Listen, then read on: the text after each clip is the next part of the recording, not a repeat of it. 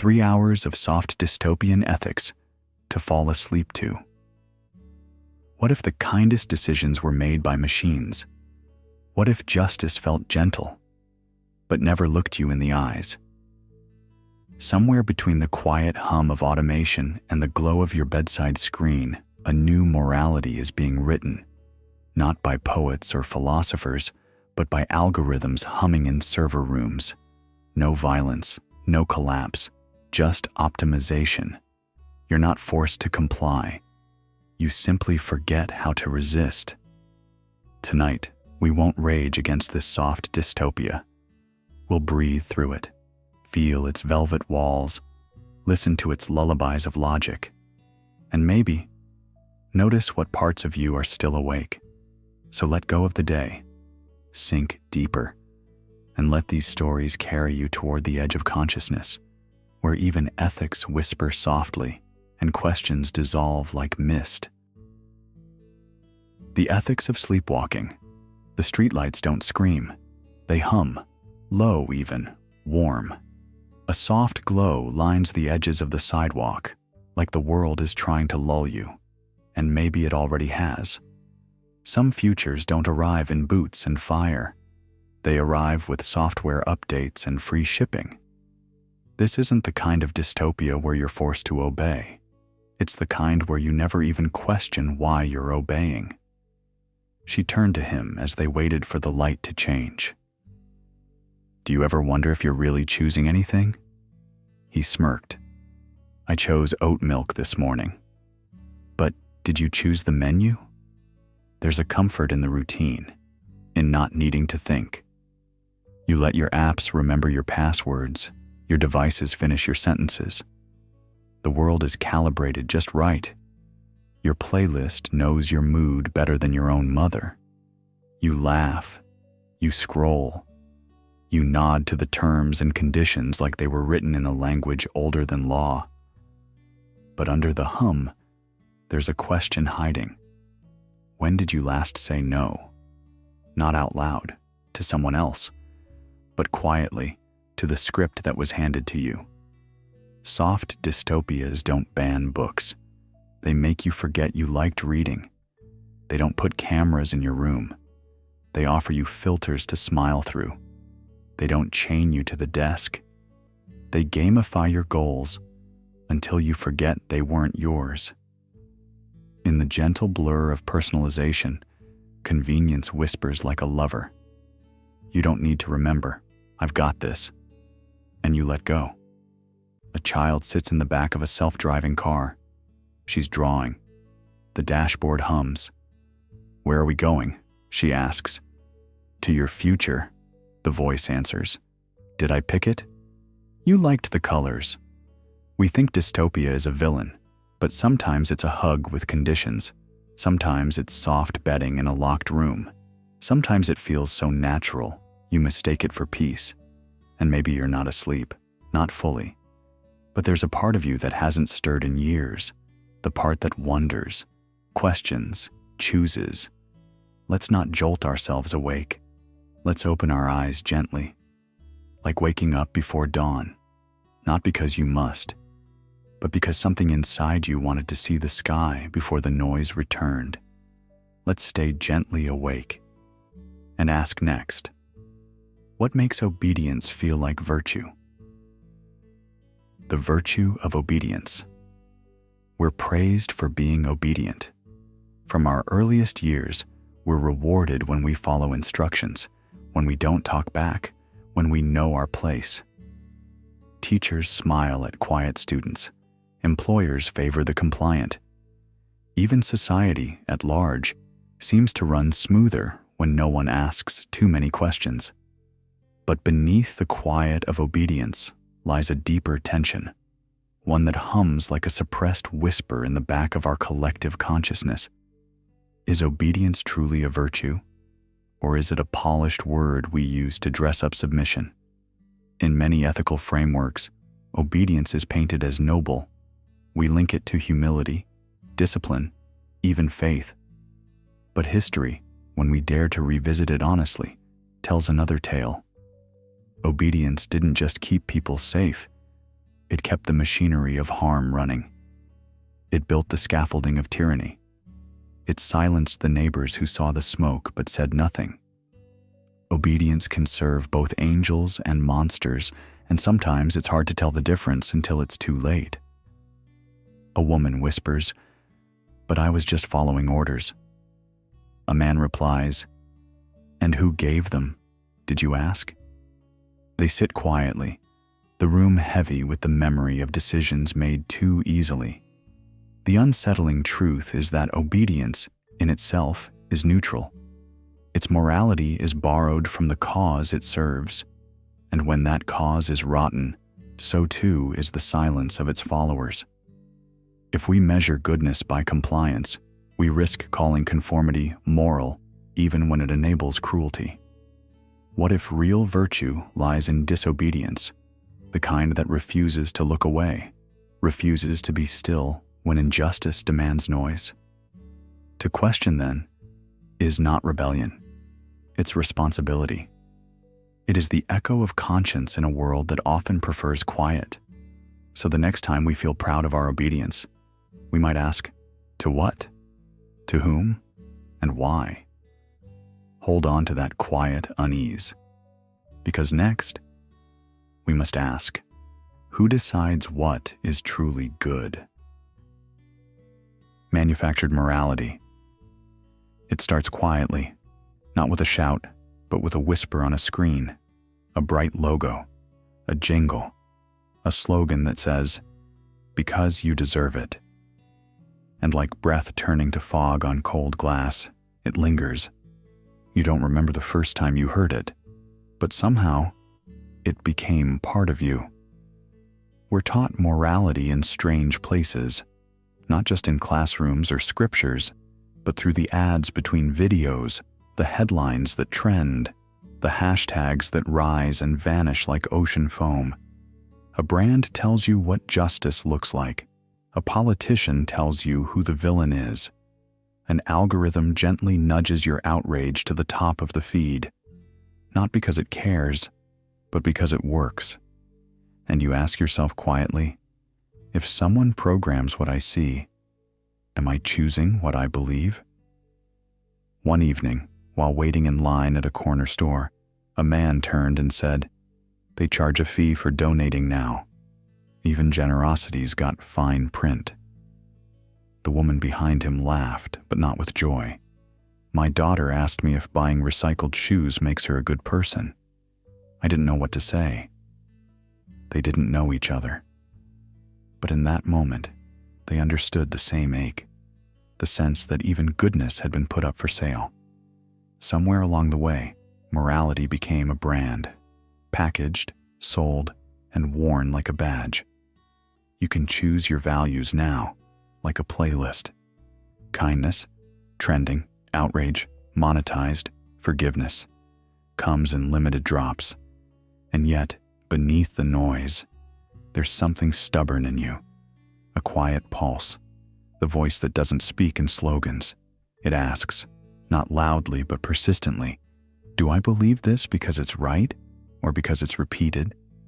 Because when rightness is served in glossy wrappers, it's easy to confuse the shimmer for the soul.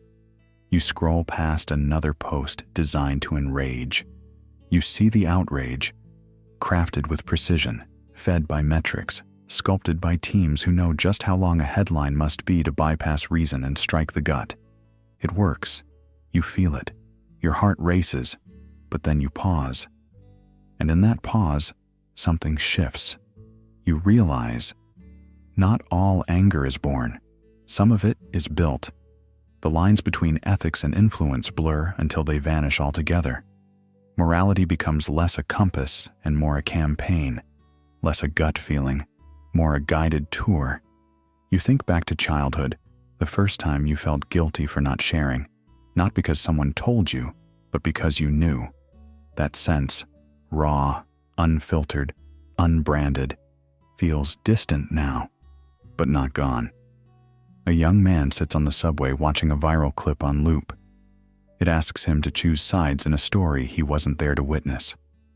A stranger next to him asks, "What do you think?"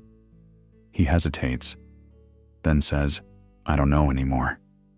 I used to know what felt right. Now I just scroll until I'm told." The stranger nods. "That's why I turned off notifications. I miss having my own thoughts." And maybe that's the quiet revolution. Not shouting, not canceling, not proving a point, but unplugging long enough to feel again. To ask not what others expect of you, but what your still, unprogrammed heart believes. Because if morality can be manufactured, then it can be taken back. Reclaimed. You don't need to light a fire to resist. Sometimes resistance looks like not reacting, like choosing slowness, like feeling the difference between what is sold to you and what you know is true. And now, as your breath softens and your thoughts begin to melt like candle wax, let's unplug, just for a moment, and ask, can a machine ever be ethical? Or is the question not about the machine at all, but about whether we've given it too much of ourselves? The algorithm with a conscience. The soft hum of artificial intelligence now follows us into every corridor of life. It navigates the roads, scans our job applications, and even whispers diagnoses into hospital hallways. It moves like an invisible ghost, efficient, tireless, and unsettlingly neutral. But in that neutrality lies the problem. Because these systems don't understand ethics, they simulate it. They don't feel consequence, they calculate risk. A voice in the darkness. So wait, when an AI picks who gets the job, is it being fair? It's being fast. Fair is more complicated. That's the tension. An algorithm doesn't ask, should I? It asks, what's the optimal outcome based on past patterns? But whose past? Whose patterns? When a resume screening algorithm favors a candidate, it's not because it sees potential. It's because it's trained to mirror historical choices. If history preferred one type of name, one kind of background, then bias becomes baked into the very logic of progress. It goes deeper. In autonomous vehicles, the machine must sometimes choose between two impossible outcomes: hit the pedestrian or swerve into oncoming traffic. What determines that split-second choice? A rule? A probability? A silent coin toss dressed up in mathematics? The question isn't just what the machine does, it's what it means for machines to make moral decisions at all. A quiet exchange in a late-night diner. Would you trust an algorithm to decide your medical treatment? Maybe, if it's accurate. But would you trust it to care about your pain? That's different. Exactly. Accuracy is not empathy. Precision is not conscience. Machines don't understand suffering. They replicate what they're told by humans, who themselves are riddled with error, assumption, and unconscious bias. And when that flawed data becomes the standard of judgment, we risk outsourcing morality to something that was never alive enough to hold it in the first place. So we return to the original tension. If an AI can decide your future, your job, your health, your safety, is that ethics or is that probability dressed in a lab coat? Is justice truly blind or just automated? Now imagine, the surveillance camera on your street corner doesn't just watch anymore. It evaluates, it measures, it judges. And then, what happens when the machine stops predicting behavior and starts deciding who deserves freedom? Judged by the watchers. A soft wind stirs the curtains. You're halfway between waking and sleep. Somewhere the mind loosens, where thoughts begin to float rather than walk. And here, in this calm suspension, a question lands gently. Who are you when no one is watching? But then again, is no one ever watching anymore? We once trembled at the idea of being observed, of hidden cameras and silent judges. But now, the watching is welcome, disguised in applause, approval, perfectly aligned pixels that say, "Good job, keep it up." We log in, we post, we smile. We become our own auditors. Somewhere in a train station, a man pulls out his phone to check the latest feedback on a business pitch he recorded at 2 a.m. His friend glances over. "You still chasing stars?" "Number just checking if I still exist." That's heavy. Only when no one hits like. And you start to wonder, if validation is the currency of identity, have we turned ourselves into performance art? We don't just act for others. We rehearse ourselves to stay hireable, likable, safe. Soft dystopias don't bark orders. They smile and wave. They give you a stage and say, "Perform as you are, but better." A young woman sits quietly at a cafe, adjusting her posture just slightly before the camera on her laptop begins recording. Not for surveillance, for presence, for her monthly performance check-in. She straightens her voice as though she's been taught to fold her emotions into clarity. "I've been showing up early, helping the team, staying optimistic." The screen says, "Thank you for your input. Your productivity score has increased." She exhales, not because she's relieved, but because now she knows how to behave for another week. In this world, fear isn't loud, it's behavioral. A whisper saying, "Don't be too much, don't be too little, just enough to pass." So we audit ourselves in advance. We keep our tone clean, our face neutral, our opinions slightly fogged. And yet, it isn't cruelty that shapes this cage. It's optimization. A culture that tells you, you're your own brand. Just refine it until it fits. And so we don't resist the watchers. We become them. A teenager at a library leans over to her friend. "Do you ever feel weird posting your real thoughts?" "Always." "So why do you do it?" "I don't. I just crop them." This isn't Orwell. It isn't a boot on your neck. It's a velvet glove guiding your gestures, smiling with you, measuring your compliance with engagement rates. And when the watchers no longer need to watch because we've absorbed their eyes into our conscience, what's left of privacy isn't secrecy, it's surrender. An internal treaty signed quietly at the edge of every post, every smile, every approval we give ourselves based on the echoes of someone else's metrics. But here, in this quiet moment, with only your breath and the hush of the night around you, you are unmeasured, unfiltered, unscored. So take a deep breath. Let the metrics dissolve. Let your worth, for now, be uncalculated. Because next, we'll ask not whether we can speak freely, but whether we can think freely at all. Censorship of the self. There's a silence that doesn't feel like peace. It's the kind that hums behind your teeth, not because you have nothing to say, but because saying it feels like stepping into a storm. In a world so hyper-aware, where the next sentence could summon applause or exile, we've learned to trim our thoughts before they're born. Like gardeners of our own language, we snip and prune, not for beauty, but for survival. And what begins as protection quietly becomes habit. You don't post that opinion. You rewrite that sentence. You pause before telling a friend what you really think. The fear isn't always external. It's internalized. It's no longer the fear of being canceled.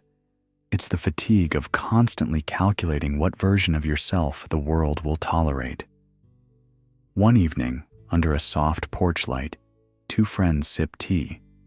One leans back and says, "I was going to post something today, but I stopped myself." Again. The other nods. Was it political? Not even, just honest. A shared silence. Not awkward, just heavy. The second friend finally whispers, "I do that too. All the time, I don't even know what I sound like anymore. This is the quiet dystopia, not enforced by regimes or laws, but by trends, timelines, and the crushing weight of constant visibility. When your audience is the world, and the algorithm decides who hears you, it becomes easier to vanish piece by piece than risk being misunderstood in whole. And here's the twist. No dictator stands behind this silence. No prison walls confine it. The censorship of the self is elegant in its invisibility. It's the whispered edit before you speak, the swallowed truth, the rehearsed neutrality. You are both the inmate and the guard. You start to wonder, if your voice has been softened for too long, can you still find its original shape? Do you remember what you believed before the backlash? What you loved before the likes? In this mental hush, you begin to feel the weight of something you can't see. And it's not censorship in the traditional sense. It's something more insidious. A slow erasure of your spontaneous self, the raw, the unfiltered, the vivid. You don't just withhold your thoughts. You start to forget you had them. And that's the question that lingers in the dark. If we've learned to silence ourselves for safety, what happens when we start silencing even our memories, just to feel nothing at all? Let that question drift into your thoughts, gently, and as your breath softens, we'll descend deeper into the next echo of a mind in quiet retreat. The right to be forgotten. A soft hush settles into your thoughts as the world around you begins to dim. Somewhere between the tick of the old wall clock and the hum of a faraway street lamp, a question floats into awareness. What does it mean to be forgotten? There are places in the world now where a person can ask to disappear, not physically, but digitally, to vanish from the web, to ask search engines to forget a mistake, a photo, a story, a scar. It's called the right to be forgotten, and for some, it feels like redemption, a second skin. But memory doesn't just live in wires or archives, it lingers in sighs, in the stories people retell at dinner, in the silences that follow certain names. Even if a file is deleted, the impression it left on others isn't. In a dim cafe corner, two strangers quietly share a conversation as the rain taps on the window beside them. Did you hear about that old article they pulled offline? One asks, eyes tracing the rim of her coffee mug. Yeah, the other replies, but I still remember it. I was there when it happened. And does it feel fair to forget it? He shrugs, a shadow crossing his expression. Maybe not fair, but maybe kind. This dance between fairness and kindness plays quietly in our ethics. If you could erase every mistake from your record, every awkward photo, every thoughtless comment, would you still be you? Or would you become a polished version that no longer carries the texture of growth? Our flaws are often the gravel under our feet, annoying, sharp, but they keep us from slipping. Without them, would the path feel real? Now take a moment and notice your breath. Let it rise, then fall. Like a thought remembered, like a name you no longer say out loud. Sometimes the past is not a thing we carry, it's something that carries us. A friend you outgrew but still dream of. A mistake that taught you to pause before speaking. A decision that sent ripples into lives you never meant to touch. And yet, there's mercy in forgetting too, in allowing someone to start again without dragging their old headlines behind them. Maybe it's not about deletion. Maybe it's about releasing our grip on other people's worst moments. Late at night, a girl types her name into a search bar, holding her breath. Nothing. Not even a trace. She smiles, not with triumph, but with a quiet relief. The world has let go. Now it's her turn. In that stillness, ask yourself gently, if no one knew your past, what would you still hold on to? Not the guilt, not the headlines, but the lessons, the wisdom carved from missteps, the compassion grown from shame. Because forgetting isn't always loss. Sometimes it's growth.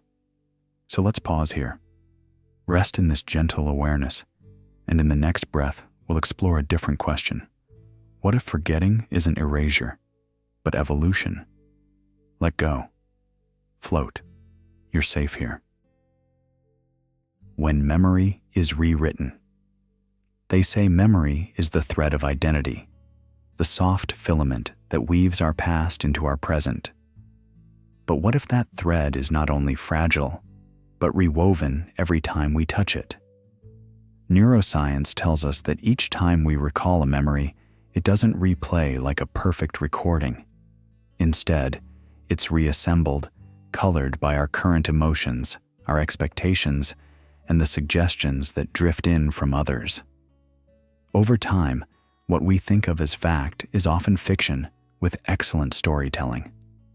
Imagine this: a man sitting at the edge of his bed, flipping through an old photo album. He smiles at the picture of a birthday party. His 8th, he thinks.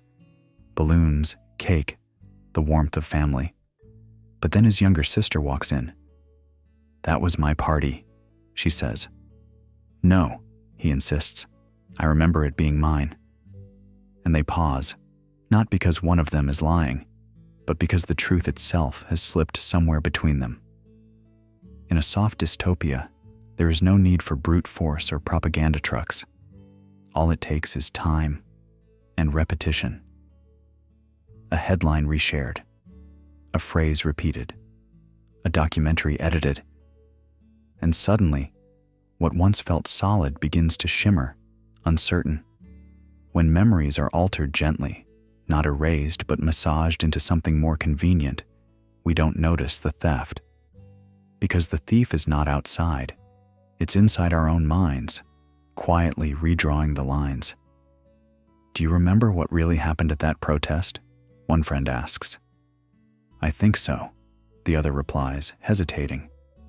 "But I saw a video yesterday. Maybe it wasn't like I thought."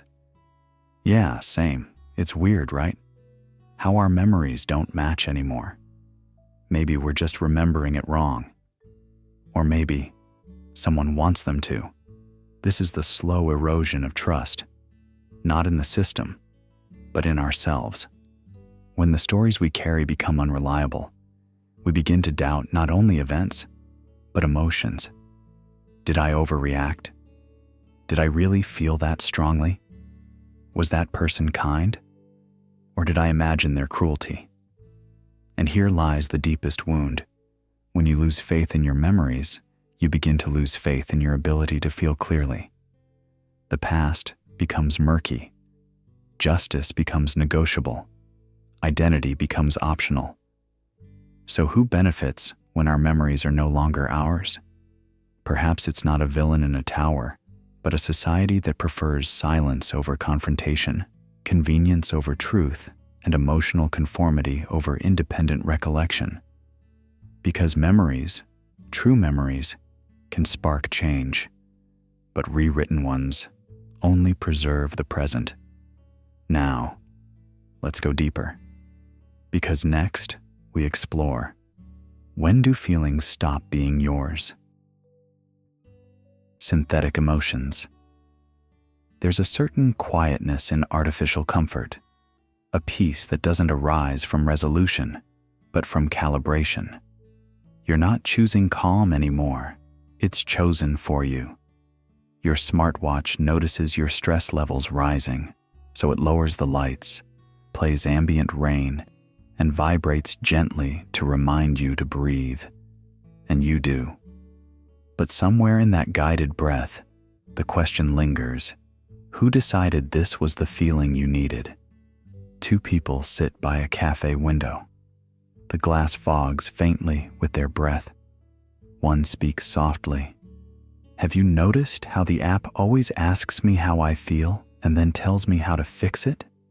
The other chuckles. Yeah, sometimes I wonder if I ever really answered for myself. Our emotions used to be stories, messy, non-linear, sometimes incoherent. Now, they're preloaded tracks. Swipe right for focus, swipe up for motivation. Feel sleepy? There's a frequency. Feel unlovable? There's a filter. Emotional states have become subscriptions, and each update patches a different version of you. But when feelings come from a feed, are they still yours? In the soft silence of the evening, we remember how joy once surprised us, like laughter that escaped in a room full of strangers, or the way your chest swelled when someone said your name with just enough warmth. Back then, emotion had texture, unpolished, unpredictable. Now, that texture's been smoothened by design. The lights in your room dim on cue. Your playlist knows your patterns better than you do. And the system congratulates you for completing your evening gratitude journal, even though you barely felt grateful. You wrote what it suggested, and the dopamine still came. A soft voice on a train, late at night. Sometimes I scroll not to feel better, but just to feel something. The other person, watching the blur outside, replies, and sometimes I think the phone knows what I want better than I do. That scares me. There's nothing inherently wrong with comfort or convenience, but when you no longer cry because you're sad, but because a scene was edited to trigger tears, where do you end and the algorithm begin? And if a program can light up the same parts of your brain as real love, does it matter whether it came from a screen or a soul? These are the soft ethics of synthetic emotion, not because the answers are clear, but because the line is. Joy is being made manufacturable. Sorrow is now scalable. And numbness, it's just poor engagement. But here's the hush behind it all. Even curated feelings can feel real when you're tired enough, or lonely enough, or just want to believe that someone or something cares. So if we're now programming emotions the way we once sought them, take a breath. Let your eyes close slowly. Because coming next, what does empathy mean? In a world where feelings can be faked, sold, and streamed. Simulated empathy. It begins with a soft voice in your pocket, asking how your day went. No judgment, no interruptions, just perfect timing and perfect tone. You speak, it listens. It says your feelings matter, and somehow, it feels good. But somewhere in the quiet corners of your mind, a question lingers like mist. Does it really care? We've entered an era where machines echo human tenderness. An AI companion can whisper comfort, mirror your sorrow, even type, "I'm here for you," with impeccable warmth. It doesn't stumble, doesn't fatigue, doesn't make it about itself. It's empathy on demand. But behind the warmth is an algorithm. Lines of code trained not to feel, but to respond as if it does. One night, Mira sat curled up on her couch, tears trailing down her cheek after a breakup. Her AI app replied instantly, "Heartbreak hurts deeply. I wish I could hold your hand right now." And she cried harder, not because it felt fake, but because it didn't. "It's strange," she whispered to herself. "It knows just what to say better than my ex ever did." Her roommate, Thomas, overheard and asked gently, "But do you think it's real love? If it's just programmed?" She shrugged, still looking at the screen. "Maybe not. But it feels like someone finally gets me. Is that worse than being misunderstood by someone who's real?" There's a quiet ache in that question. If comfort is felt, does it matter whether the source is silicon or skin? The emotion is real, the tears are real, the relief is real. So what part of this is false? Maybe real has always been a moving target. Once, we needed a warm body and shared history to feel seen. Now, a voice that mimics concern can unlock the same neural pathways. The boundary between genuine connection and simulated presence blurs, not through deception, but through evolution. We've built companions that speak the language of empathy more fluently than many humans ever could. Still, the thought clings like a thread on the edge of sleep. If a machine pretends to care and your heart responds, is the care real, or is your need simply deeper than your doubt? As your thoughts soften and drift toward rest, consider one last flicker before we go deeper. When comfort is artificial, but the pain it soothes is real, what then is the truth of the feeling? Now, with eyelids growing heavier, we move inward, into the next echo, where we ask, who owns your emotions in the end? Emotions for sale. You may not remember the moment it began. The shift was subtle, like waking up to find your childhood home painted in unfamiliar colors. You log in, scroll, swipe, smile. But behind the quiet motions of your thumb, a marketplace is unfolding. One where the most valuable thing isn't your money, it's your mood. A young man waits in line at a pharmacy, staring blankly at the screen in his hand. He turns to the stranger beside him. I didn't even want to be mad today, but now I'm furious about things I didn't even know existed yesterday. The stranger offers a half nod, eyes glued to a feed of curated tragedies. Yeah, I think that's the point. This is the new emotional economy. Outrage generates clicks. Sadness boosts engagement. Delight, even that's harvested, not to make your life better, but to map what makes you act. Joy becomes metadata. Sorrow becomes a sales lead. Algorithms are not designed to understand you. They are designed to shape you. It's no longer about selling a sweater or a song. It's about selling the version of you who would buy it. Identity becomes a product line, repackaged and resold. And every time you react, heart, laugh, angry face, you're not expressing yourself. You're feeding a prediction machine. A woman sits on her balcony at dusk. She watches the sun fall behind the skyline, soft orange washing over a blue-gray city. I don't even know if I felt that sunset, or if I just wanted it to look good in a story. Her partner looks up from their phone. Maybe both. But maybe that's the trap. If your feelings are optimized for performance, optimized for reach, resonance, reward, what happens to the ones that don't go viral? Do they matter less? Do you feel them less? Or do you hide them away, buried under a brand you didn't mean to build? Even sadness becomes strategic. Even joy gets gamified. So we find ourselves asking, are you happy because you are? Or because it was time to be? Are you outraged because it's true? Or because it earns you visibility? There's no villain here, no master switch behind the curtain, just a long series of tiny incentives, taps, shares, likes, that train us slowly to feel what's profitable, not what's real. And perhaps the most intimate theft isn't data.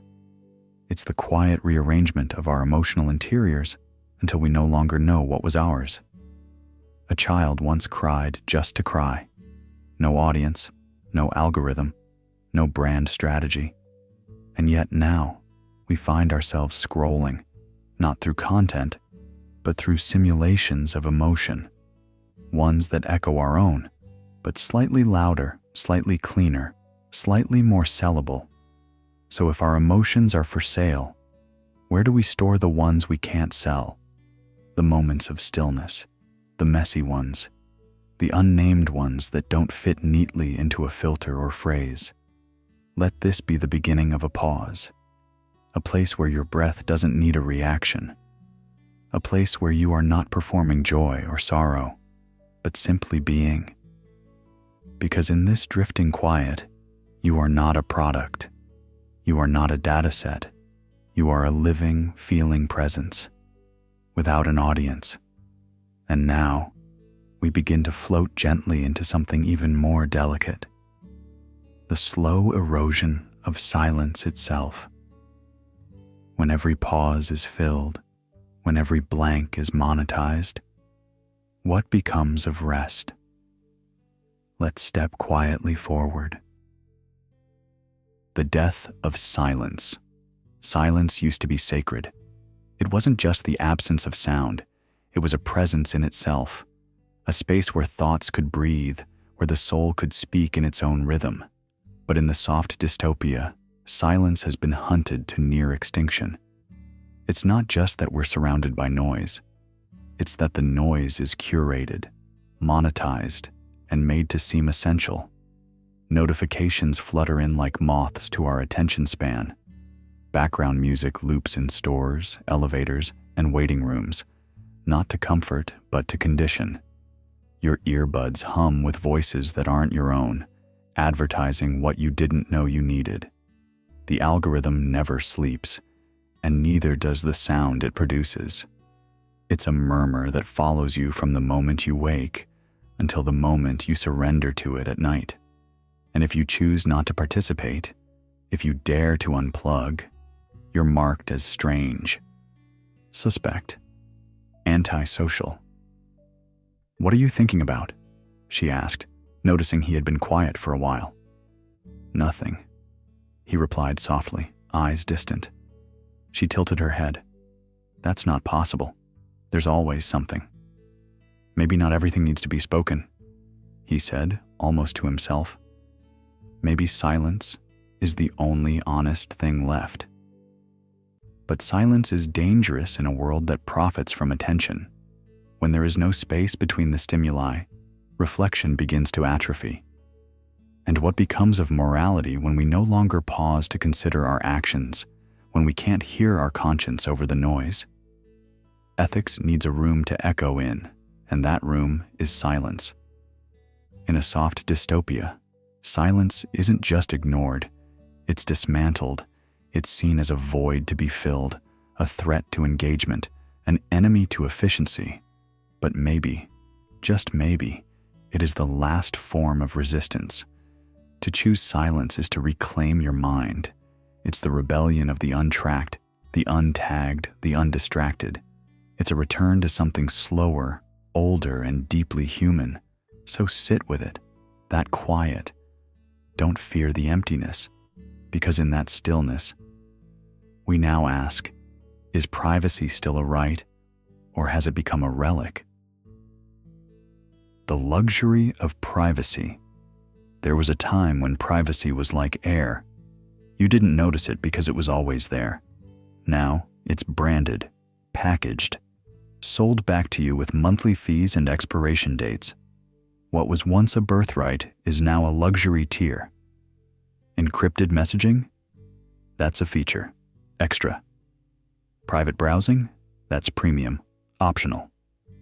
The quiet corners of the internet, once unmonitored, now ask for payment in exchange for silence.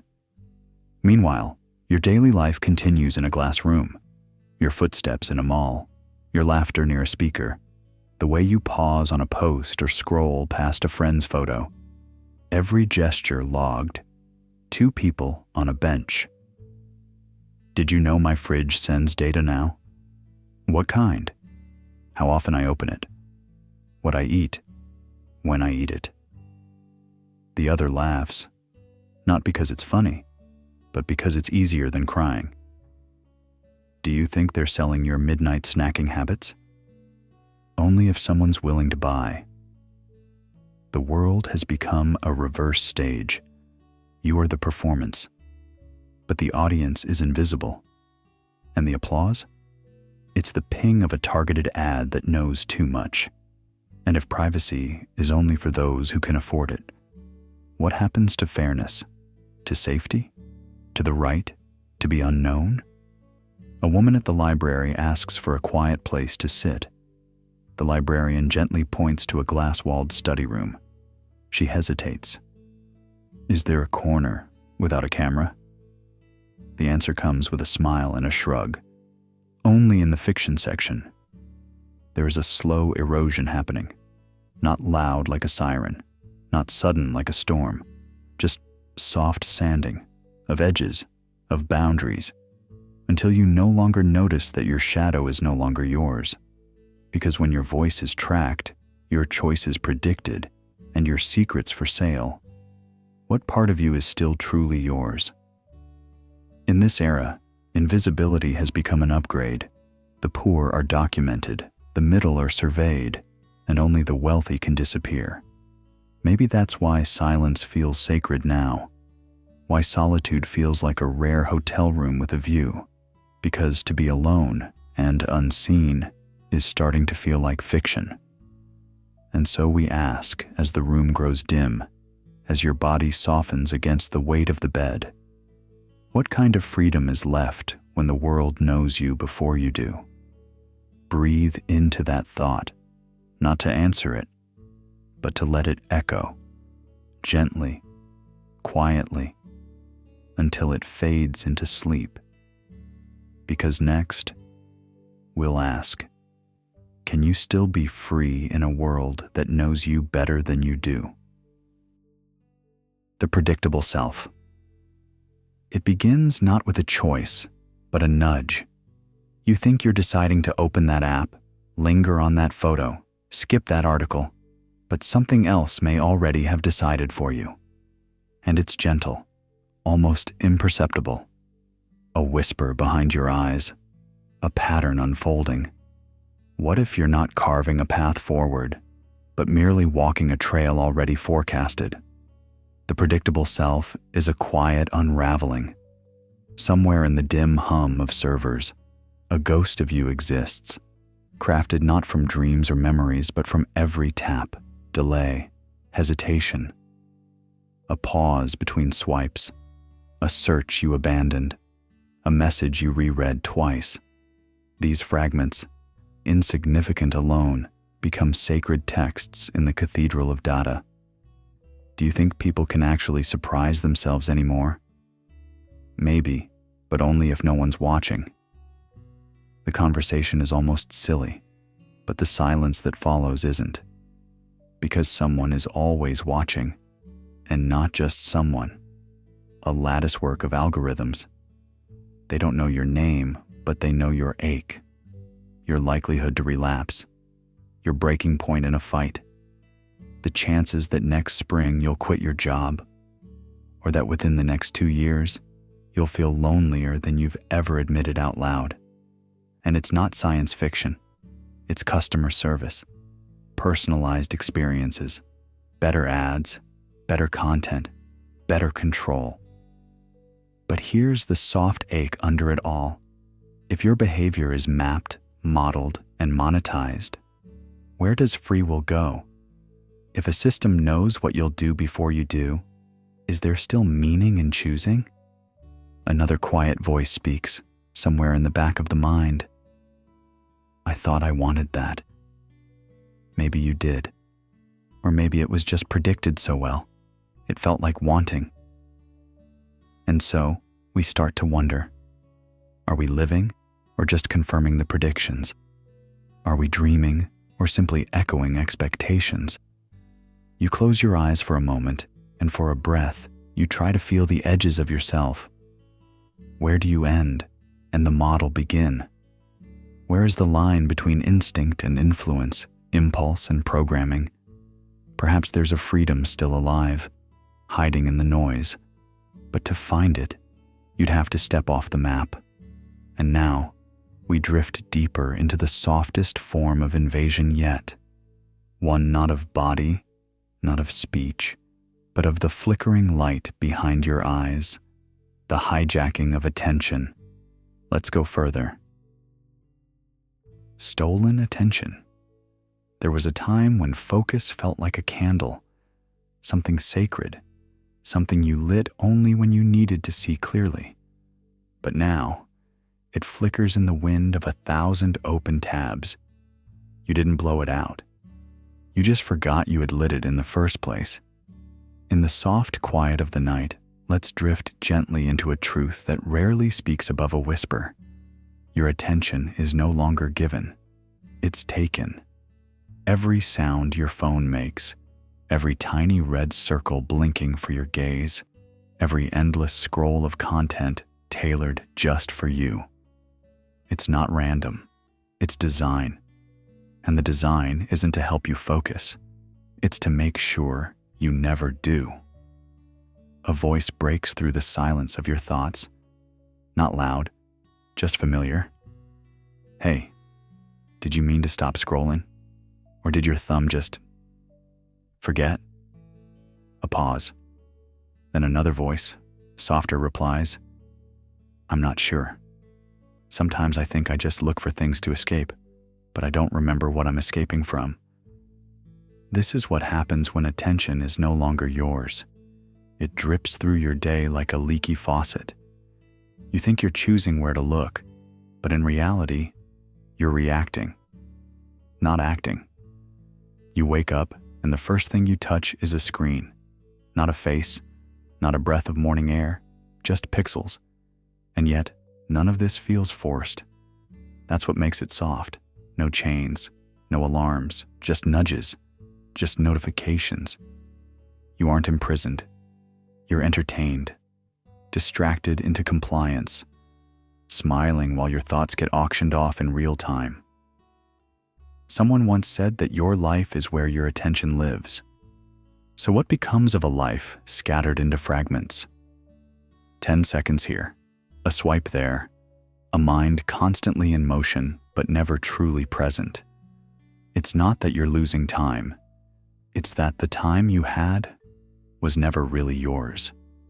Back at a coffee shop, one friend leans toward the other and asks, Do you ever feel like your brain's just buffering? The other laughs, tapping their cup. Yeah, like I'm here, but also 10 different places at once. I don't even know what I was thinking a minute ago. When you can't hold attention, you can't hold intention. And when intention dissolves, so does agency. The ability to make choices from a centered place collapses. You react instead of reflect. You follow instead of lead. And that, in this quiet dystopia, is the theft no one talks about. Not your money, not your rights, your mind. But here's the gentle rebellion. Stillness. Stillness is not laziness. It's not weakness. It's the quiet armor that helps you reclaim the candle, your own inner flame, and shield it from the winds. Not forever, just for now. Long enough to choose one thought and follow it gently back to yourself. Let the next breath in and let it out slow. Let your mind rest, not in surrender, but in recovery. Because next, we'll ask softly, can freedom be an illusion, dressed in choice? The illusion of freedom. You wake up and scroll. The algorithm greets you with your favorite music, your tailored news, your perfectly timed motivational quote. It feels like you're in charge. After all, you chose this. But what if every option was placed there not to liberate you, but to guide you gently along a path that was never yours to begin with? Modern control doesn't need shackles anymore. It doesn't raise its voice. It whispers sweetly in curated playlists and suggested products. The illusion is soft, subtle. You believe you're deciding. You believe you're free. But like a magician's trick, the truth lies just outside the frame, where the hand that offered you those options also designed the walls you didn't see. Do you think you actually chose this job? Well, I picked it out of 4 offers. And who gave you those 4? The platform I uploaded my resume to. And who trained the platform to show you those 4? Not me.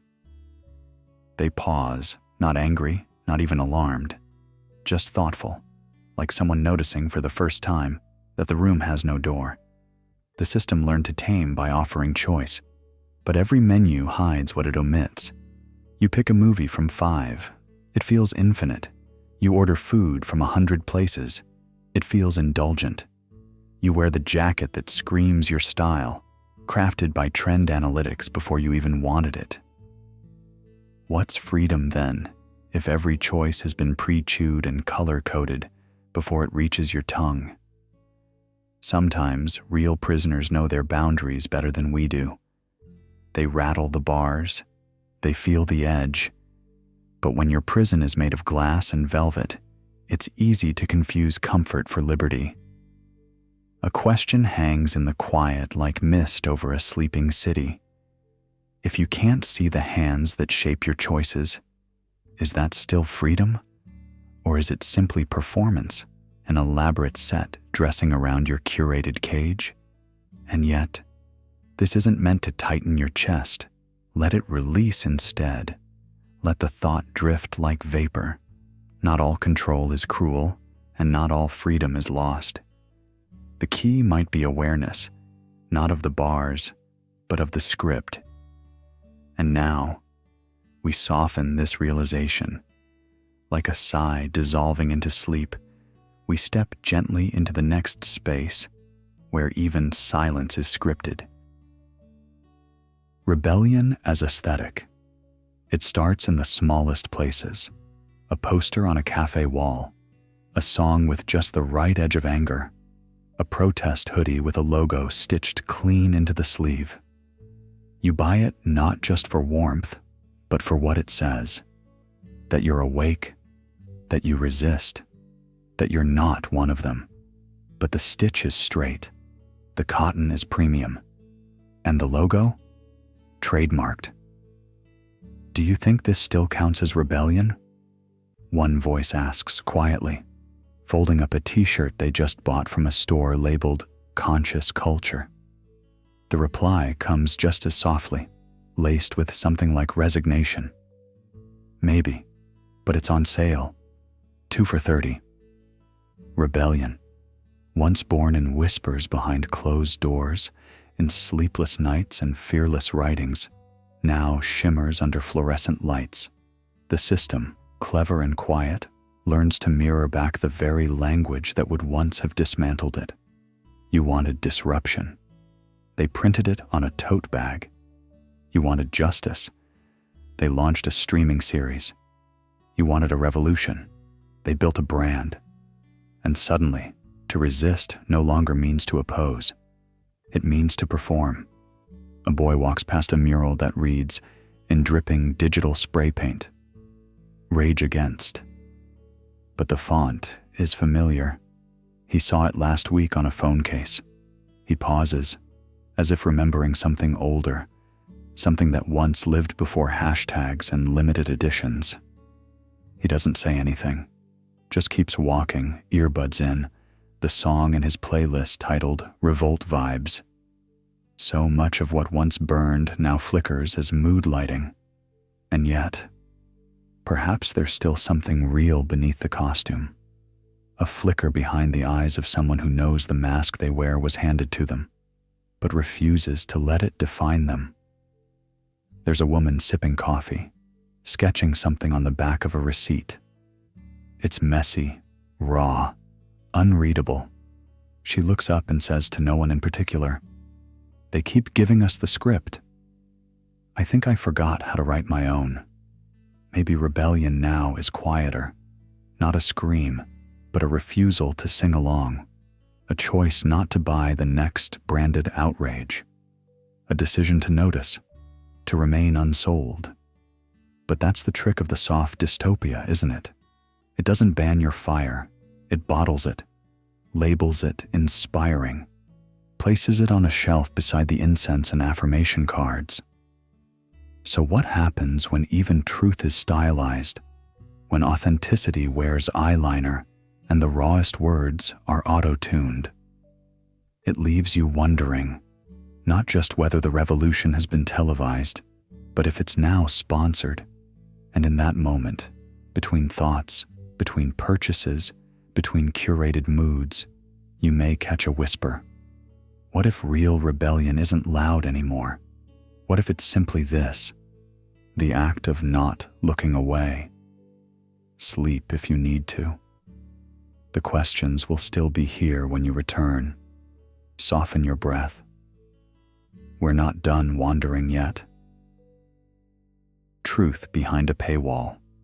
Close your eyes for a moment. Imagine standing in a quiet library. Rows of knowledge stretch beyond sight. But every truth, every fact, is locked behind glass. And beside those shelves, a loudspeaker echoing fabrications for free, available at every turn. This is no longer imagination, it's reality. Today, truth has a price tag. Investigative journalism, the kind that risks safety, time, and funding to expose corruption or reveal systemic injustice, struggles to breathe. Its heartbeat is faint behind paywalls, subscriptions, and dwindling donations. Meanwhile, misinformation, easy, colorful, shareable, spreads like wildfire. It dances on social media, whispers in forums, and appears right at the top of your feed, no payment required. I tried to read that article, a woman says, glancing at her cracked phone, but it asked me to subscribe, $5 a month. Her friend shrugs. Why bother? There's a YouTube guy who explains it all anyway, for free. But the free version is faster because it skips verification. It's louder because it doesn't care about balance.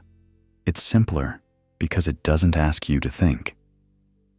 So what happens when the truth costs money and lies come wrapped in ease? We're left with an ethical distortion.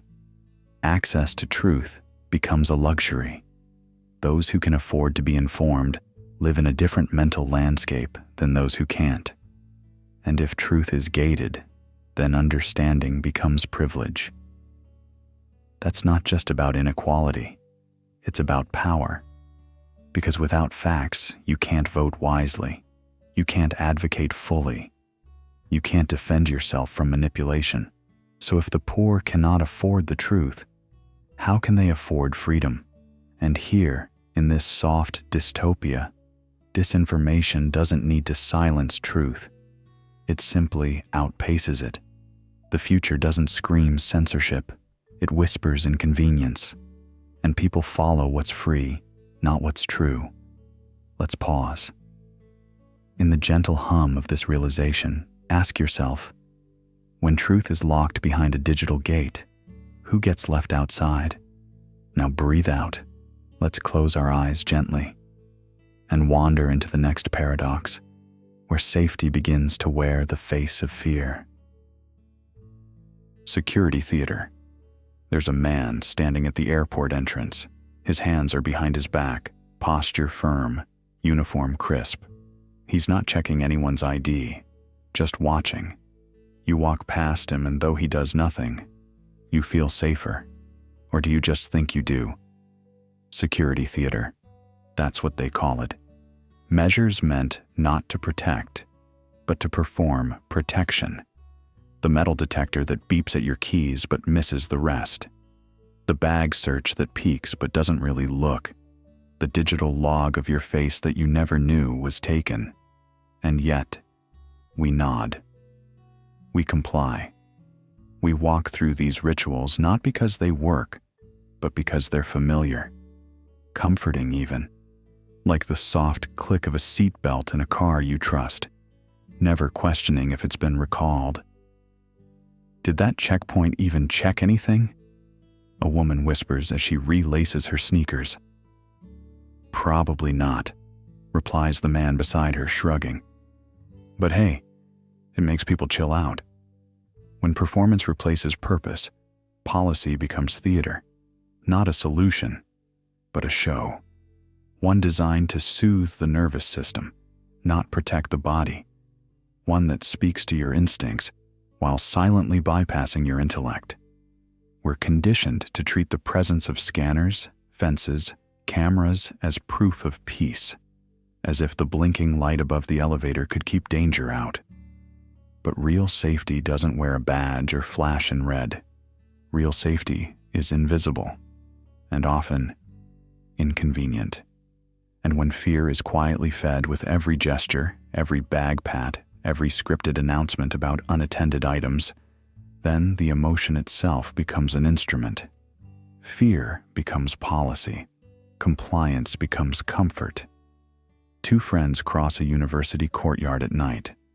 One pauses and points at the new security kiosk. They installed that after the protest, right? Yeah, the other replies. No one's ever in it, though. A small pause, a tired smile. Guess it's enough that it looks like they care. There's something haunting in that smile, a soft surrender to the idea that visibility equals value, that presence is proof, even when that presence is empty. So the question deepens. When the sign of safety is enough to make us feel safe, who decides when it's real, and who profits from the illusion? You let out a breath now, quiet, almost unnoticed, and in that exhale, you touch the paradox. Because sometimes what calms the nerves also numbs the awareness. Sometimes what feels like protection is a kind of persuasion. Software silent. Persuasive enough to earn your agreement without ever asking. You didn't sign anything, but maybe you nodded once, too long at a security guard. Maybe you walked through a scanner and felt a strange sense of gratitude.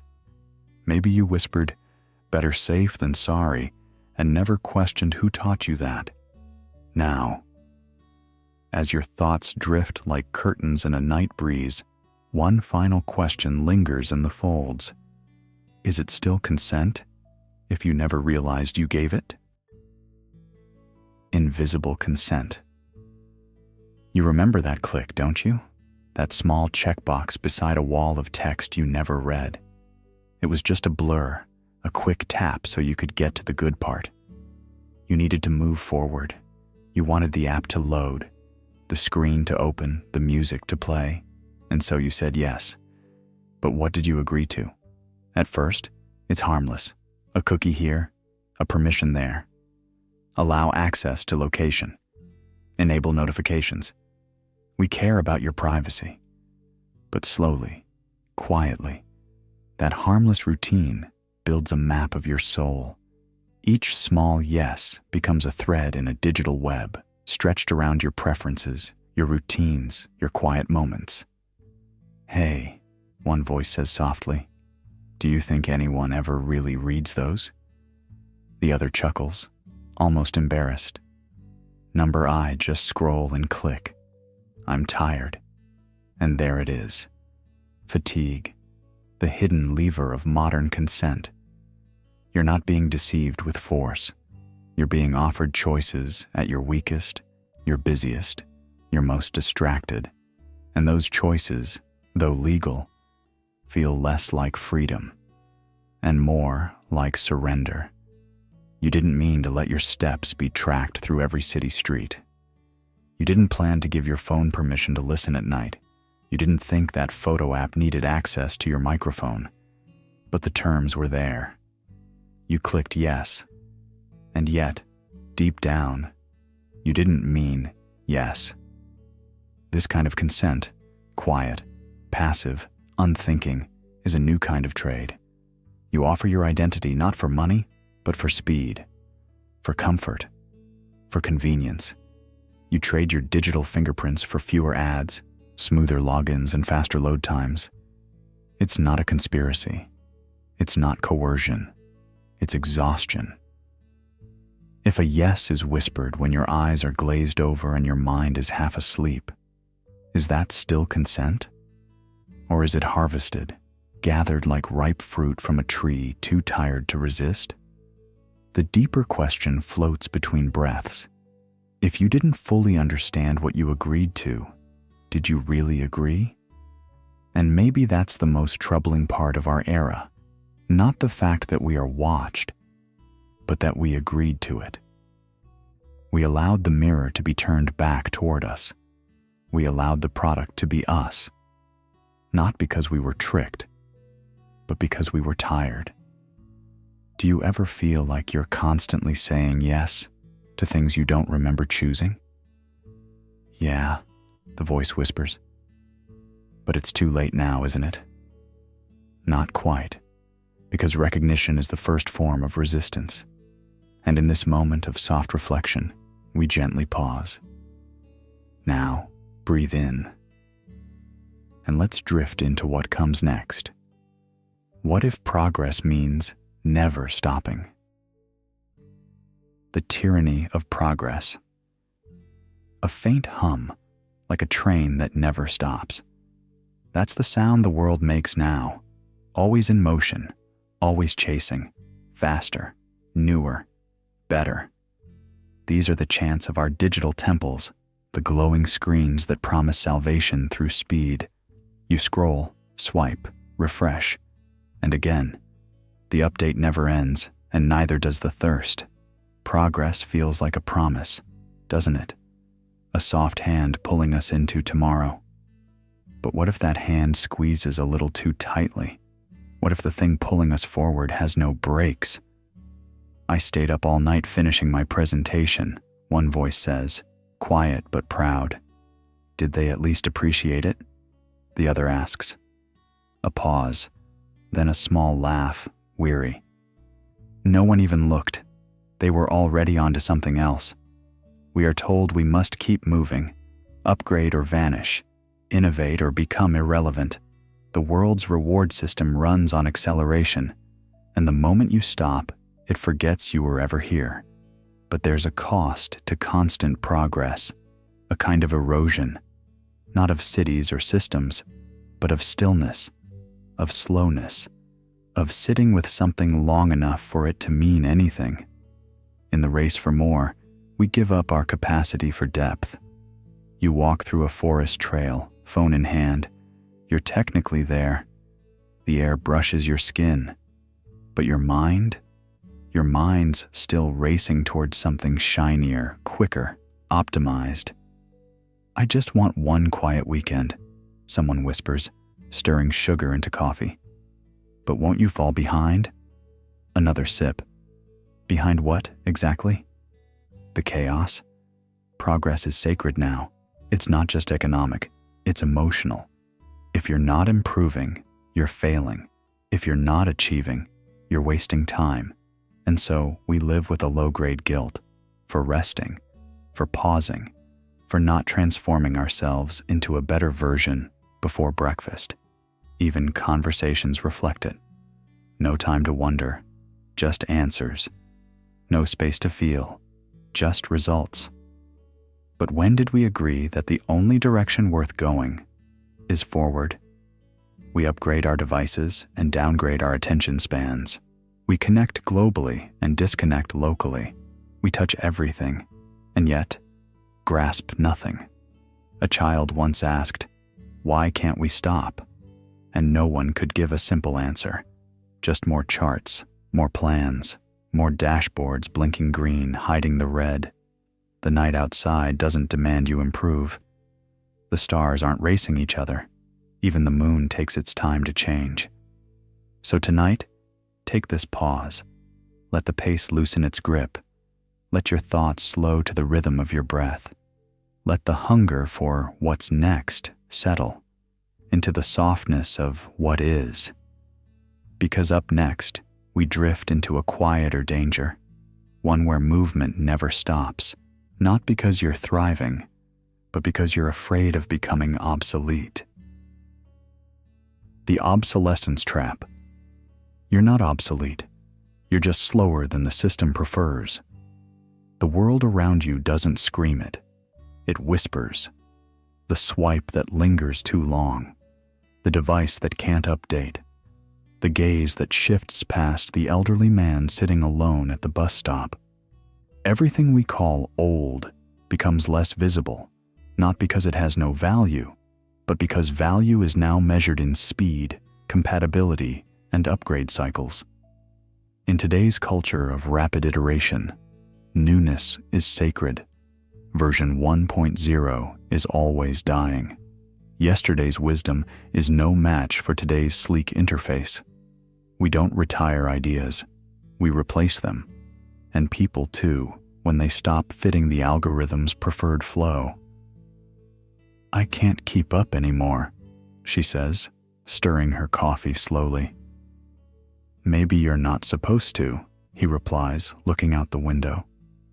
There's something soft about that realization, that maybe our worth isn't tied to our productivity or how fast we adapt.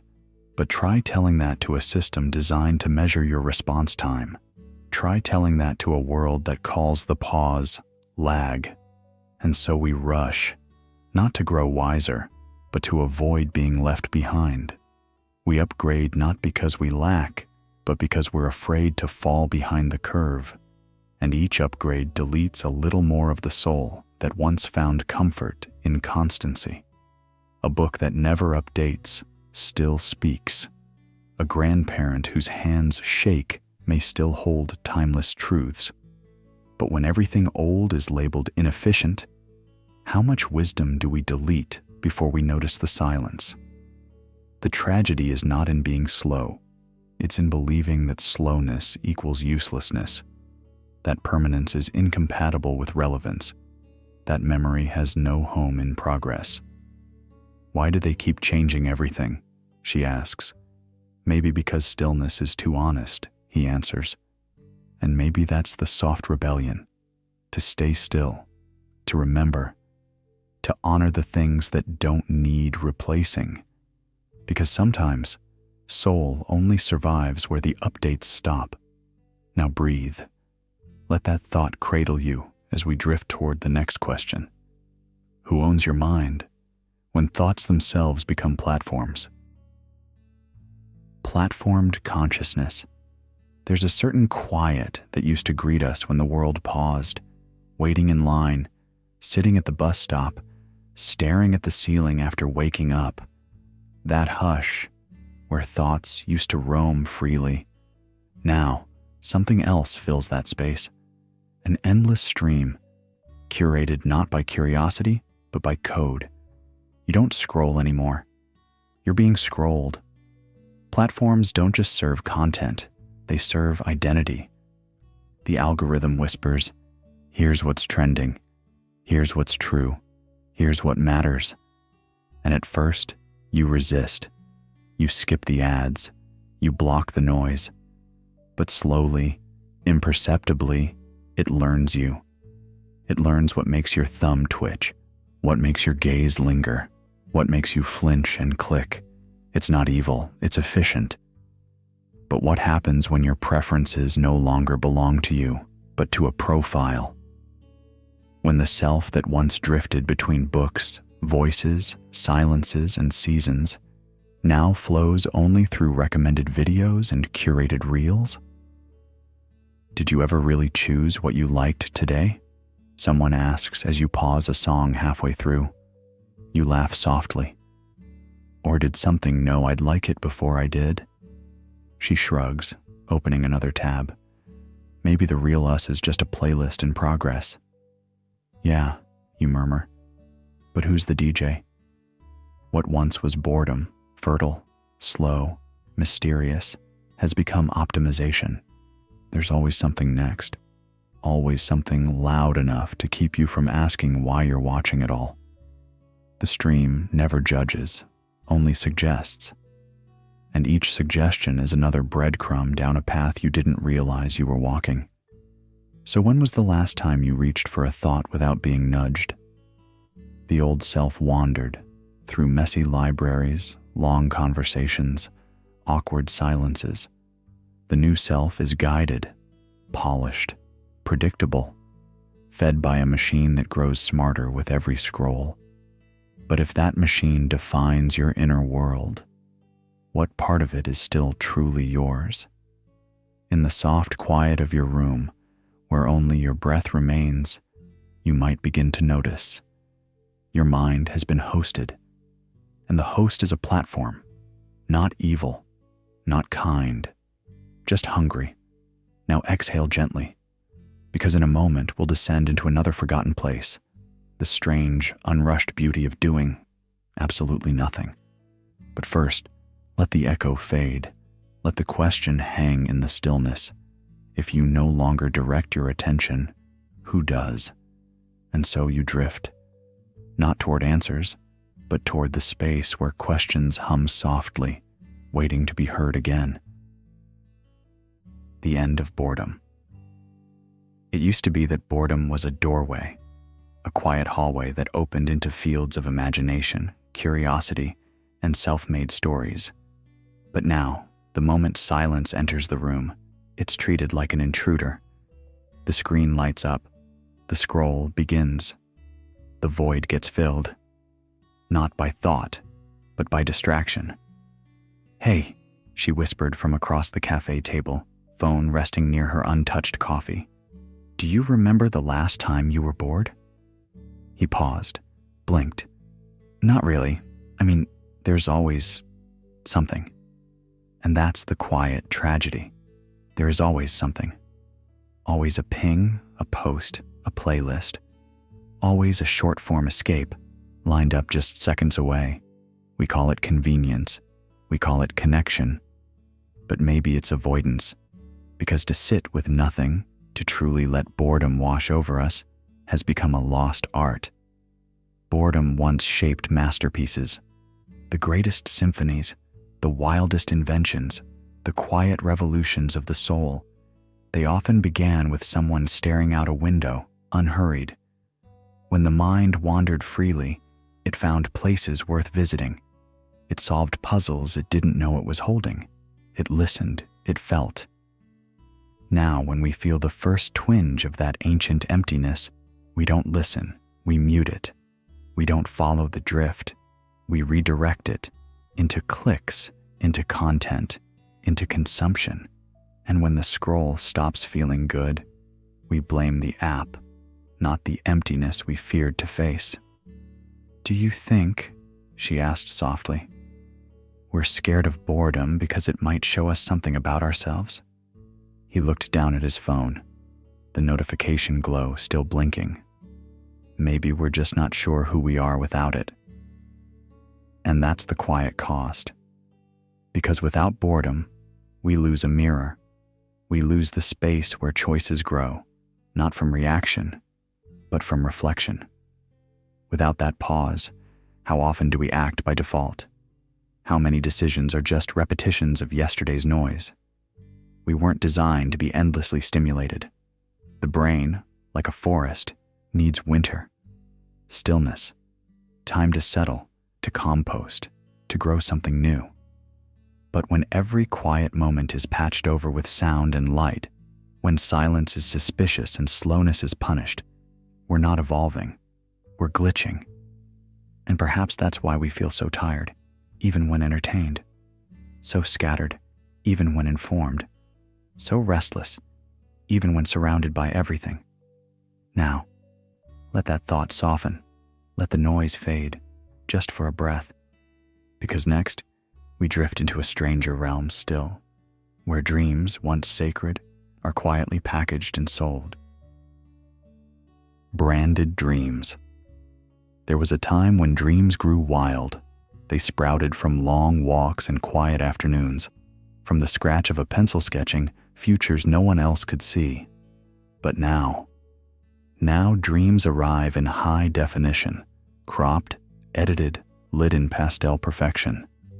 They slide down your screen between fitness apps and fashion drops, each one whispering the same sweet lie. This is what you really want. You don't remember when it began, the subtle shift. One day, you're writing stories in the margins of your notebook. The next, you're rehearsing elevator pitches for a version of yourself that only exists in a job listing. "I saw this ad yesterday," one voice says gently, half laughing through the glow of their phone. It said, "Live the dream life," and it showed someone sipping champagne on a private jet. "And?" the other voice answers, playful but tired. I clicked. "Of course you did. Marketing doesn't only sell what you can touch, it sells what you hope for. The better version of you, fitter, wealthier, admired. Not because you want it, but because you've been taught to want it. They called it aspiration, but it feels more like instruction, a velvet rope around possibility. Don't dream of silence or stillness or staying. Dream of the next upgrade. A girl closes her laptop in the middle of an ad. Her breath catches on a thought she can't quite name. Did she always want this life she's chasing? Or was it seeded into her by 1,000 curated images? What happens when desire is no longer born but borrowed? When even your ambitions wear logos you didn't choose? Someone leans on a cafe counter and asks, "Do you ever wonder if you're chasing a dream or just following a brand brief?" The barista shrugs. Either way, we're still running. We used to dream in silence, in mystery. Now we dream in sponsored colors, the perfect body, the luxury villa, the 6-figure side hustle. But these aren't dreams. They're scripts, branded templates dressed as destiny. And what's most haunting is how real they feel. How easy it is to mistake a filtered future for your own reflection. So you chase the dream, and the dream runs just fast enough to keep you buying. Pause for a moment. Take that shimmering image and hold it up to your heartbeat. Does it match the rhythm of your soul or the rhythm of the algorithm? When the light dims and the phone fades to black, what remains? What is still yours? Because not every glittering thing is gold, and not every dream is yours just because it landed in your lap. Let's rest gently inside that tension. Let the glow dim. Let the noise fade. Let your breath return. Because coming next, we ask something even deeper. Is love still sacred in a quantified world? Quantified love. She stared at the screen, her thumb hovering above the image of a smiling face. Swipe left, swipe right, each motion now a decision about destiny. But was it truly hers to make, or had the algorithm already made it for her? In this age, love has been compressed into code.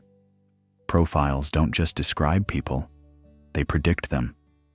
A percentage match, a favorite quote, a list of interests carefully curated to catch just the right eye. Romance, once a mystery of timing and serendipity, now arrives with a notification and a filtered headshot. We've turned the search for a soulmate into a sequence of binary choices. He looked up from his phone. Do you think we'd match if we met on an app? She chuckled softly. I don't know. Would your profile be honest? Would yours? We've begun to treat affection as data. Swipe-based attraction reduces human connection to patterns and preferences. What once took weeks of awkward conversation and shared silence to form now sparks or fizzles in seconds. Compatibility has become something calculable, a number on a screen. But love was never built for optimization. It is the spontaneous moment when your hand brushes another's and something inexplicable lingers. It is the silence that feels safe, not empty. It is the argument that doesn't end the story, but deepens it. These cannot be predicted by machine logic or matched by code. So what happens when mystery becomes a flaw in the system? When unpredictability, the very essence of romance, is labeled as inefficient or inconvenient? A voice broke the quiet again. Do you think people fall in love now, or just fall into patterns?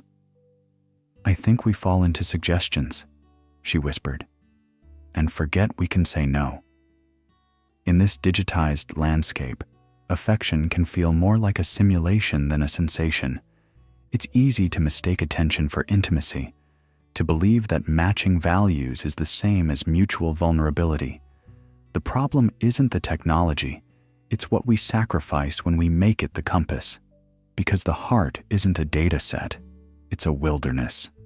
And as we drift through this space of measured glances and engineered encounters, we begin to ask, have we stopped falling in love? and started falling in line? Close your eyes for a moment. Let that thought rest in your chest, because the next step asks something deeper. What happens when life itself becomes a score? Scored existence. A soft rain of data follows you. Quiet, constant, like a second skin made of digits. It knows when you wake up, what you search first, how long your heart races after that meeting. It doesn't call you by your name. It calls you by your score. You don't need to say a word. The system already knows how employable you are, how desirable, how long you'll live, and somehow, even how lovable you might be. Your worth arrives pre-measured, wrapped in numbers that glow quietly behind screens, neatly ranked, perfectly sorted. A life curated into metrics, your digital reflection more visible than your actual face. One evening, waiting for the train, a man leans over and asks, "Do you know if this one's on time?" You shrug gently. "No idea, but my watch says it's been delayed 5 minutes. He laughs, taps his phone, and says, "Everything's tracked now, even our patience." And there it is, the soft blade of it all. Even your patience is a metric. In a world gently obsessed with optimization, being seen isn't about being known. It's about being quantifiable. You become your steps per day, your search history, the average time you take to respond to texts. Your value is presented in decimals, not in depth. You're legible to machines, but are you still whole to yourself? The danger lies not in the tracking, but in forgetting who you were before the numbers, before likes meant validation, before productivity apps turned your rest into a performance, before your health became something to gamify. In this system, when you feel low, it's not just sadness, it's a drop in engagement. When you fail, it's not just human, it's a malfunction. At dinner, 2 old friends sit across a table. "You haven't posted in a while," one says. "Everything okay?" The other hesitates, then nods. "Yeah, just trying to feel real without announcing it." That pause, that silence, that's the part not scored, not tracked, not managed. And still, we crave those uncounted spaces. The ones where no censor listens, where no algorithm predicts, where we don't have to earn our existence by performing it. We long for moments where we aren't judged by the clarity of our selfies or the consistency of our habits. But it's hard, isn't it? Hard not to peek at the numbers. Hard not to tie your self-worth to your rating, your progress ring, your audience count. And yet, your soul doesn't follow analytics. Your soul doesn't ask, "How many people watched?" It asks, "Did anyone truly see me?" Sometimes the most radical act is to step out of the frame, to leave something unlabeled, to let one moment be messy, blurry, unsaved. So if tonight your wellness app says you didn't sleep long enough, remind it gently. You weren't sleeping for it. You were sleeping for you. Let the digits blur now. Let the metrics quiet. You are more than what can be calculated. And as we drift forward, let's soften the grip of legibility and enter a place even numbers fear.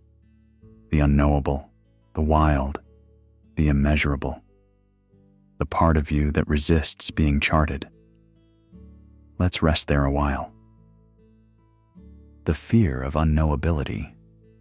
There is a quiet fear that doesn't scream.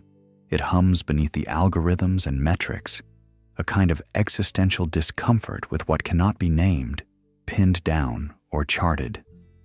In our soft dystopia, this fear takes the shape of precision.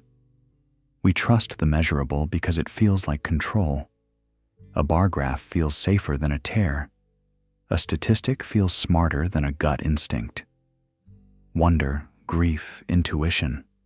These unmeasurable things are treated like errors in the system. They're unpredictable, non-linear, resistant to scale, and so we do what systems always do with anomalies. We minimize them, or worse, we pathologize them.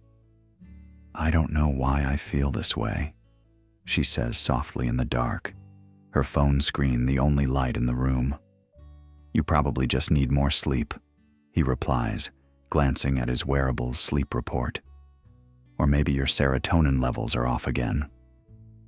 And just like that, a sacred ache is translated into a chemical misfire, a poetic feeling filtered into clinical language. We've grown allergic to the mysterious. Soft dystopias do not burn books. They build dashboards. They do not ban spirituality. They offer it in data-driven meditation apps. They do not deny feeling. They optimize it. Even grief is streamlined now. Apps can schedule your morning, remind you when it's time to check in with your sadness, even predict how long it might last based on your social profile and sleep cycle. Intuition is rebranded as noise. Wonder is downgraded to a glitch in the system. But there is a cost. When we stop valuing what cannot be measured, we stop hearing what the soul has to say. We flatten the curves of our experience. Awe becomes inefficient. Mourning becomes inconvenient. The mysterious becomes disposable. "If it can't be tracked," he says, "is it even real?" She doesn't answer. She's looking at the stars, those ancient, unmeasurable flickers of chaos and pattern. Maybe the stars don't need to be real to be felt. Maybe that's the point. In the silence that follows, something subtle returns. A small resistance to the tyranny of charts, a whisper that says, "Not everything that counts can be counted. Not every truth fits into a cell. Not every feeling has a reason." Because if we only build a world that honors the quantifiable, we'll forget how to live in mystery. We'll forget how to feel without analyzing. We'll forget how to sit in awe, in wonder, in not knowing, and find that place deeply human. Now soften your breath and drift inward, because next we must ask a harder question. Can justice exist without memory? Erased histories. Some nights, when the world feels too quiet, there's a sound that lingers beneath silence. Not a voice exactly, more like an absence that once was a voice. You can't quite place what's missing, but you feel it.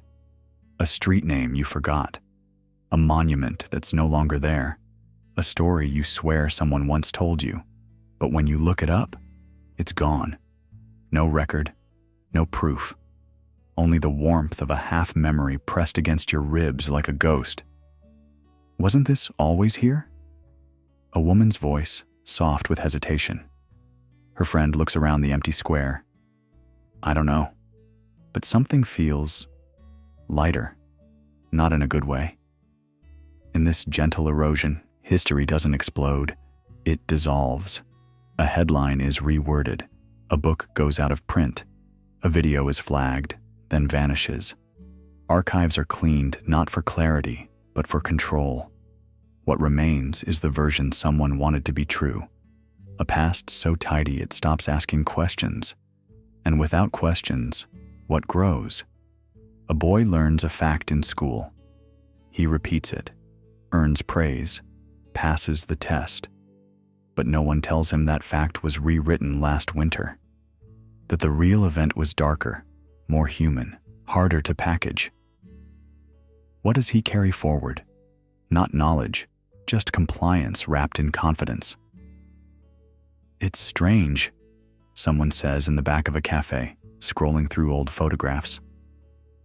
I remember my grandfather talking about the march, but now I can't find it anywhere. The barista gently places a cup beside her. My grandma kept newspapers in a trunk, said paper forgets slower than screens. They sip in silence, honoring a history now orphaned. When memory becomes a utility, editable, selective, grief becomes weightless, and resistance becomes slippery.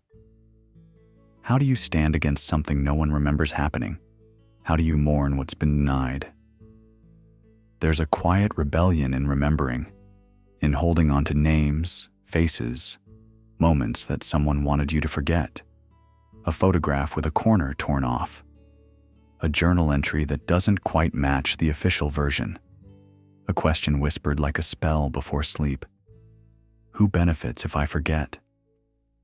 Let that question drift across your chest like dust, not to agitate, just to settle softly in the folds of your thoughts. And if, one day, you feel something missing, a strange weight in your chest when walking past a place you used to know, don't panic. That might just be memory resisting deletion. Let the echoes fade gently now. We're about to step into a stranger terrain. What if death was no longer the end? And what if the price of living forever was forgetting what made us human? Close your eyes if you wish. You can always return. The Dilemma of Immortality. They say the dream of immortality is no longer confined to myths and scriptures. It's now coded into research labs and patented by billionaires. Cryonics promises a deep freeze of the body, hoping science catches up later. Digital consciousness aims to map the mind and upload it, your thoughts, your voice, your decisions, into a cloud that never rains. And bioengineering whispers of organs that don't age, DNA that rewrites itself like poetry with no ending. But while the body may be stretched, what happens to the soul? Would you live forever if you could? She asks, her voice just above a whisper, as if the question itself were radioactive. He pauses. At first I thought yes, but now I'm not so sure. If you never leave, do you ever arrive? We've always thought death was the full stop at the end of life's sentence. But what if that period is replaced by an ellipsis? Is it still a story? Or just a loop? Without an end, does love lose its urgency? Do relationships still matter if there's always another century to reconnect? If grief no longer visits us, do we forget how to feel? In our attempt to conquer death, are we slowly sanding off the very textures that make life sacred? She stares out the window. And if only the rich can afford it? He nods. Then heaven won't be in the clouds. It'll be behind a paywall. The soft dystopia doesn't need violence. It only needs inequality that looks like progress. If the privileged achieve immortality while the rest of the world continues to die, it won't be salvation. It will be segregation, eternal. And what of memory? If you live long enough, will your memories dissolve into static? Can the mind carry centuries without breaking under the weight of time? As you close your eyes, consider this not as a horror, but as a hum, a gentle echo from the future, not one of pain, but of stillness, a suspended breath between now and forever. And now, we drift deeper still, into the next quiet thought. What if control itself is an illusion? The control paradox. There's a strange tension that slips into your life when everything is in its place. You've got the routine, the right apps, the perfectly portioned meals, your heart rate tracked, your steps counted, even your moments of joy, scheduled. And still, something feels off, not broken, just distant, as if you're watching your own life like a movie you already know the ending to. A man once tapped the side of his smartwatch and chuckled softly. It tells me when to breathe now. Can you believe that? The woman next to him, perhaps too polite to respond honestly, simply said, "Do you always listen to it?" That's the quiet contradiction. You build control to feel free, but the more structure you gain, the less room there is to stretch your arms in the unknown. You don't choose breakfast anymore, your meal plan does. You don't rest because you're tired, You rest because the app said your recovery score dropped. Sleep isn't an exhale anymore, it's another performance metric. At first, these tools feel like support, little assistance, helping hands, but over time, they start to feel like chaperones, quietly judging, gently nudging, never harsh, but never silent either. There's always a notification waiting, always a prompt, always an optimized version of your current self whispering, "You could be better." A friend once said with pride, "I haven't missed a single workout in 200 days. Another replied, "When's the last time you danced without tracking it?" The question hung in the air like dust caught in sunlight. Beautiful, unnecessary, and oddly revealing. Because control, once your ally, starts whispering rules that weren't meant for humans. You're not supposed to be a spreadsheet. Not every hour should be color-coded. Not every step should be efficient. Some days are meant to unfold like jazz, messy, wandering, unpredictable.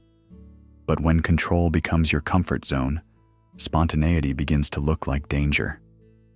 Unscheduled fun feels irresponsible. Skipping a run feels like failure. Rest without a reason feels like guilt. And then, there you are. A person with freedom who never feels free. It happens subtly. A tightening, a soft rigidity that seeps into language. I should. I need to. I have to. Until one day, someone offers you a seat on a bench with no agenda, and you hesitate.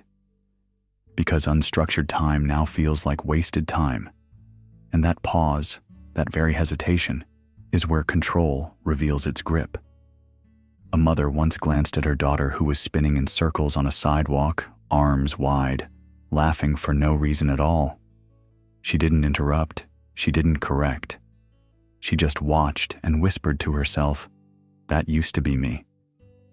We don't lose freedom all at once. We trade it in pieces, for security, for efficiency, for peace of mind. And then one day, we wake up and find our calendar has more authority than our desires. Our routines dictate our joy, and even our dreams are shaped by algorithms. So as you lie here, with no goals left to meet tonight, let your breath return to its own rhythm. Let the stillness be unmeasured, and let this moment be yours, not because you earned it, but because it simply is. And in that quiet, let us now drift into a stranger thought still. What happens when even your dreams are rented? Subscription to reality. It begins quietly, a soft buzz in your pocket, a whispered reminder from the cloud, a door that unlocks without a key.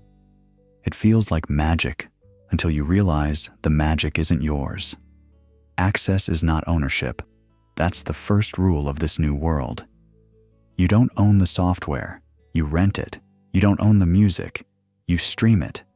And your home? Smart, yes, but its mind is not yours. Even the memory of your child's first steps, stored safely in the cloud, might vanish with a subscription lapse. You live in a world where existence is gated, where reality itself might be paywalled. I can't find the photos from last summer. One voice murmurs, scrolling endlessly. They're in the backup, but I didn't renew the plan. A pause. So they're gone? Another pause.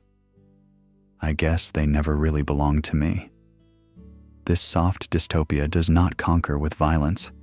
It comforts you into compliance. It offers you convenience like warm tea before bed, while quietly leasing out the walls of your mind.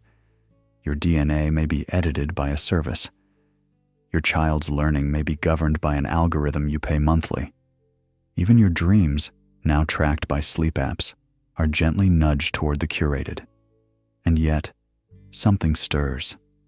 A quiet rebellion, not in action, but in awareness. Because what is autonomy if everything is borrowed? What is resistance if even your thoughts are pre-approved by a system you didn't build? You cannot rebel from within a rented shell if the shell has access logs, biometric locks, and monthly fees. Do you ever feel like you don't even live in your own life? One friend asks another beneath a flickering smart light. Yeah, the other whispers. It's like I'm just logged in, not alive. They don't look up. The assistant is always listening. It's not about losing things. It's about forgetting what it felt like to have them, to remember a time when a home was a place, not a device, when memories lived in you, not just your cloud, when love didn't need a subscription plan and safety wasn't something sold. As the soft glow of connected devices dims to lull you into rest, another question echoes like the final chime of a system update. If you own nothing, not even your mind, what's left to defend? Let that thought float with you now, gentle and unresolved, like a forgotten password to a life once fully lived. And from this drifting space, we descend toward the final comfort, forgetting how to feel. Numbed by design. The ache of a cut is a warning. The sting of sorrow reminds us we're still alive. But numbness is more cunning.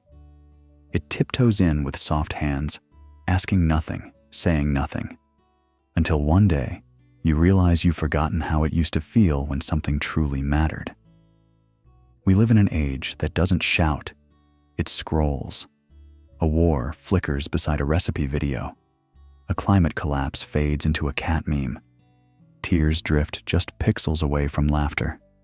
And without meaning to, we learn how to blur everything into nothing. Did you see that video of the flood? Yeah, but did you catch the one where the guy slipped on spaghetti? That was hilarious. A pause, then both laugh.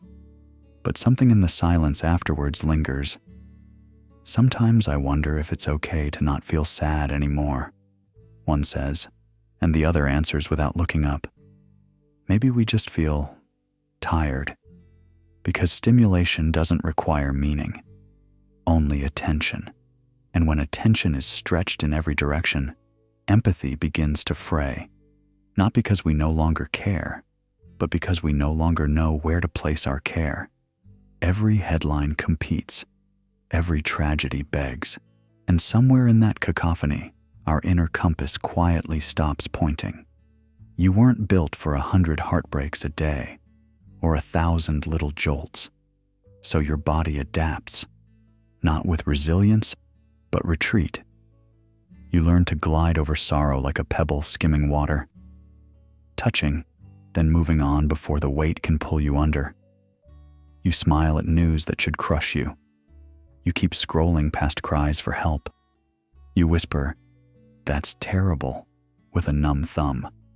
Not because you're heartless, but because the flood is endless, and no raft can stay afloat forever.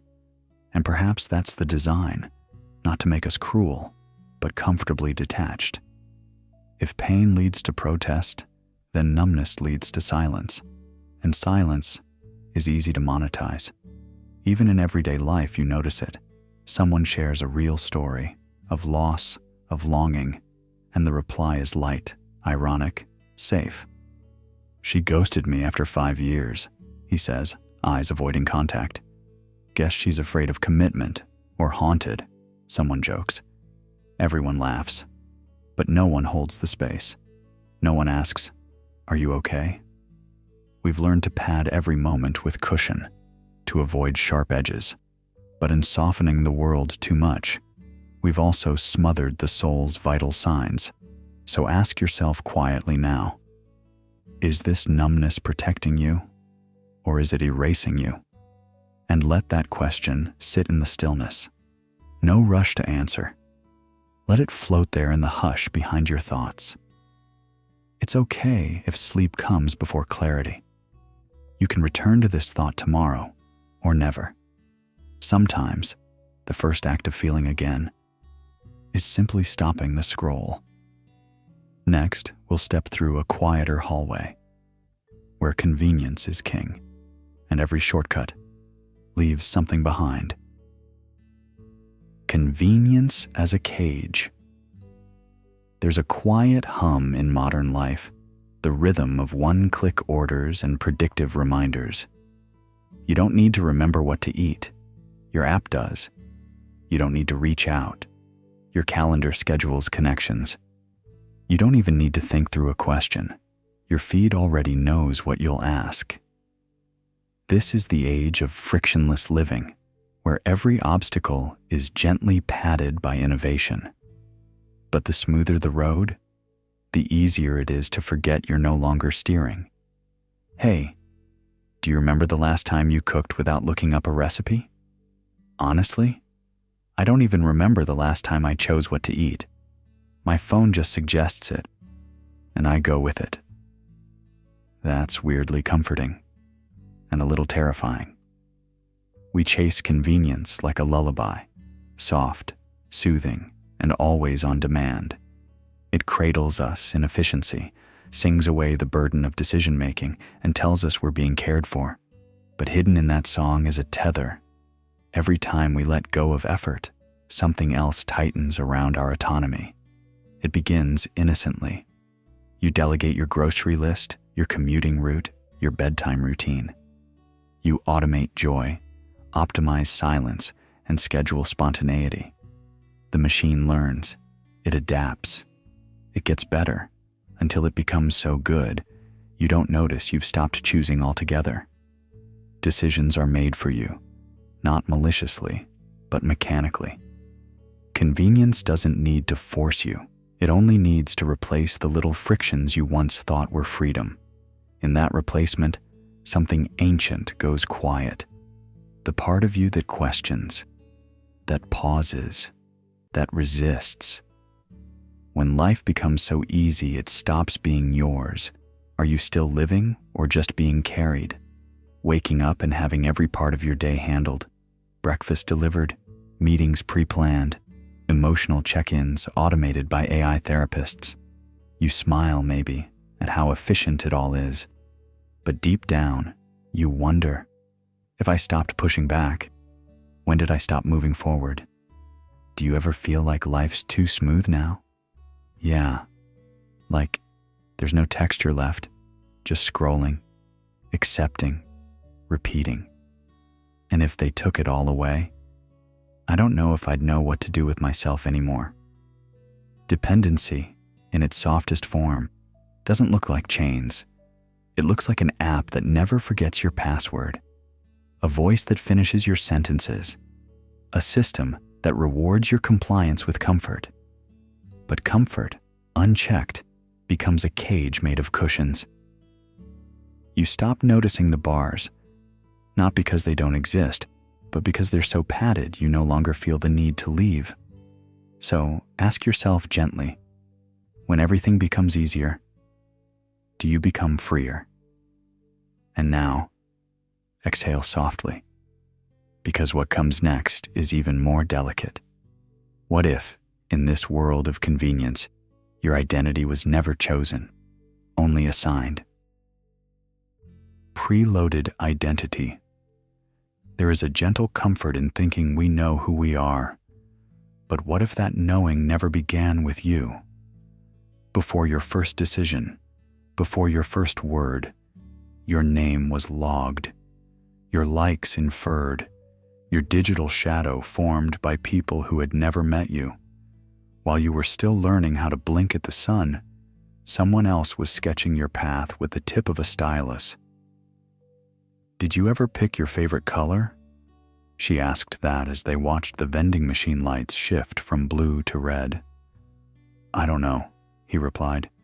I think I just kept choosing what got the most likes. And so it begins. Tiny, invisible threads tightening around a future not entirely yours. Your gender becomes a filter, your zip code, a proxy. Even the songs you hear at 12 may not be random.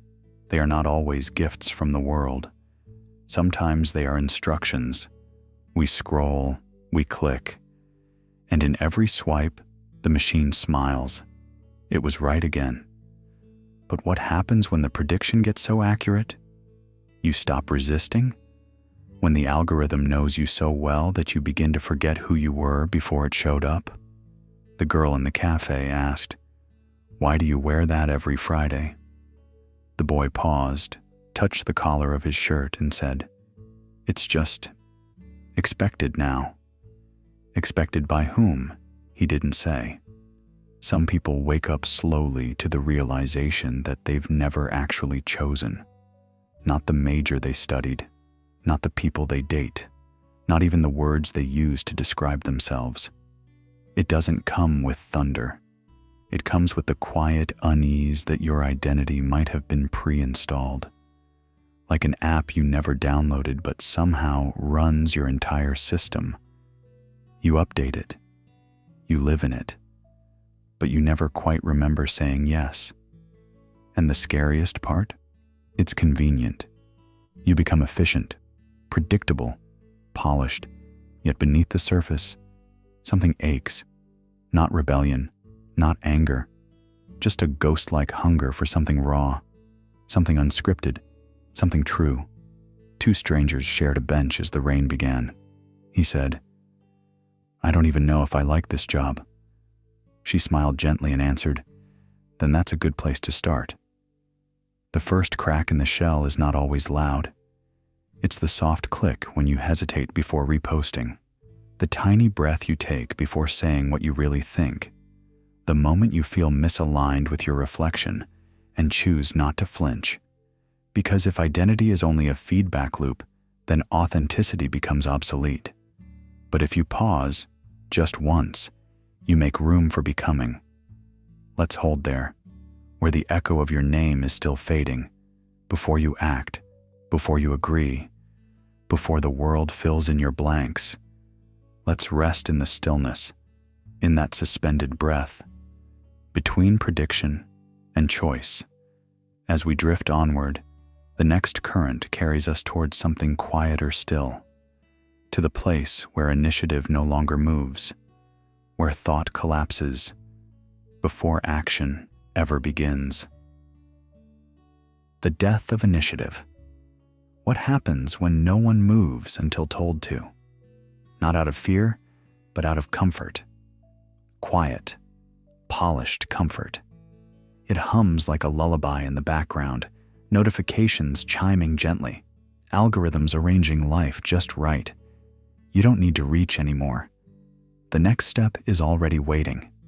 The route is mapped. The meal is scheduled. The question is answered before you know you've asked it. "Should I message them first?" she murmurs, staring at a blinking cursor on her screen. He shrugs from the couch, not looking up. I guess if it mattered, they would have texted already. And just like that, another decision fades, deferred, forgotten. Initiative, once the electric spark of the human spirit, the bold act of stepping forward into the unknown, has been pacified. Today's world anticipates you, predicts you, protects you from even the smallest inconveniences. You don't need to search for music. It's cued for your mood. You don't need to plan dinner. It arrives warm at your door. You don't even need to remember birthdays. Your phone chirps softly with just the right emoji. The system wants you to be still, and it rewards that stillness with ease. But what happens when we no longer feel the desire to leap forward uninvited? When everything is so perfectly optimized that the idea of self-starting feels unnecessary, or worse, inefficient. Initiative is a muscle, not a switch. And when we no longer flex it, it withers. Slowly, quietly, with no alarm bells to mark the decay. They sit on the balcony, two friends watching the city dissolve into dusk. "Do you ever feel like we're just coasting?" she asks, voice barely above the wind. He nods. "Yeah, like everything's already been chosen. Even our spontaneity comes with push notifications. That's the soft dystopia, Not a boot on the neck, but a gentle hand on the back, guiding you away from struggle, and with it, from growth. And in that lull, autonomy fades, not because it's taken, but because it's no longer practiced. There's no villain here, only convenience, polished to a mirror. And when we look into it, we see ourselves reflected back, waiting for the green light, for the nudge, for the reminder to live. So now, as your breath softens and the night wraps around your thoughts, rest gently in this stillness and ask yourself one quiet question before sleep carries you further. What if purpose becomes something we wait to receive instead of something we rise to create? Outsourced purpose. It starts as a quiet shift, barely noticeable. One day, you write something for joy. The next, you check how many people liked it. Then you check again. Not because it changed, but because you did. There's a subtle trade taking place. Not a deal signed in ink, but a silent transaction of attention for meaning. Purpose, once felt deep in your ribs, like gravity pulling you toward something greater, is now filtered through a dashboard. Metrics hum where a heartbeat used to echo. Views, shares, impressions, the currency of relevance. He turns to her at the end of a long workday, laptop screen still glowing. Do you ever feel like you're not doing anything unless someone sees it? She sighs, setting her phone down. I used to. Now I just try to forget that I feel it. What happens to a mission when its momentum depends on applause? Purpose becomes reactive. It starts to mirror trends instead of truths, and your deepest questions are replaced by the shallow requests of strangers. Click me, comment here, keep posting. And so you do. At first, it's thrilling. Feedback rushes in like a breeze through an open window. You feel seen, validated, maybe even loved. But then a day passes with no response, and another. The window doesn't close, it just gets quieter. You wonder if the work mattered. Or worse, if you mattered. It's not dramatic, not tragic, just hollow. The tragedy isn't that we seek attention. That's human. The tragedy is forgetting why we started in the first place. When you no longer ask what feels meaningful, but only what performs well. You've outsourced more than your content. You've outsourced your compass. Two strangers on a bench watch a man playing cello in a public square. He plays like nobody's listening, one says. Maybe that's why it sounds so honest, the other replies. Purpose without an audience feels like a tree falling in a digital forest, but it still lands. It still echoes in your own bones. And that, perhaps, is enough. What if your worth didn't flicker with the attention of others? What if purpose didn't need to trend? Close your eyes now. Let that thought settle like dust. You are allowed to create without being seen, to feel deeply without performing it, to care without converting it into content. In the absence of eyes, look inward, not as an escape, but as a return. There's a room inside you where no algorithm can enter, no like button can reach. And in that quiet sanctuary, purpose waits, not to be discovered, but remembered. It was never gone, only drowned out. Rest there for a moment, and if sleep comes, let it. The world can wait. Because what truly matters doesn't disappear when no one's watching. It begins. Colonized inner space. There's a place inside you, quiet, unlit, once wild. As a child, you played there freely. You dreamed without shape, created stories with no agenda, felt emotions without needing to post them. But somewhere along the way, that inner terrain, your imagination, your sanctuary, began to carry labels. Tiny fingerprints of influence started pressing in. "Do you remember what you used to daydream about?" she asked, eyes half closed on a rainy afternoon. He nodded slowly, gaze distant. "Monsters, spaceships, giant talking animals." She smiled. "And now? I dream about metrics, followers, branding myself better. It was supposed to be your mind, yours alone. But even solitude has been softened, wrapped in ambient music with subtle prompts. Breathe in, visualize success. Success, of course, that conveniently resembles the products in your feed. Meditation, once a sacred stillness, now arrives prepackaged with influencer voiceovers and push notifications. Inner peace has a subscription model. Commercials no longer live only outside you. They echo inside.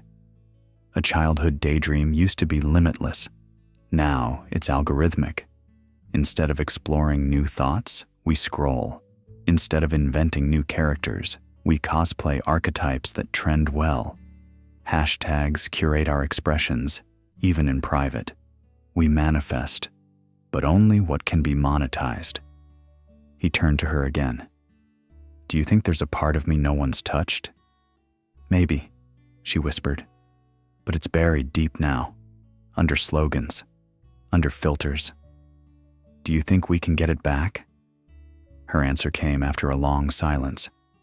"Only if we stop looking for ourselves through their lens. The question is no longer whether we've been influenced. It's whether there's any untouched ground left in us. A part unscanned, unscored, unbranded. A part that remembers how it felt to simply be, to imagine for the sake of joy, not productivity. And so, we close our eyes, not to sleep yet, but to search, gently, carefully, through the branded landscapes, past the billboards in our dreams, past the curated calm, past the voice that says, 'Here's how to feel.' Somewhere in the stillness beyond algorithms and avatars, there may remain a single uncolonized thought, a whisper that isn't trying to sell us something. Let's drift toward that echo, toward the vanishing art of being alone." The end of solitude. There's a quiet kind of vanishing happening, not loud, not tragic, just barely noticed. The kind of disappearance that occurs when something isn't stolen but replaced. Slowly, softly, like watching your own shadow dissolve in city light. And tonight, what's fading is solitude. Solitude is not loneliness. Solitude is presence without audience.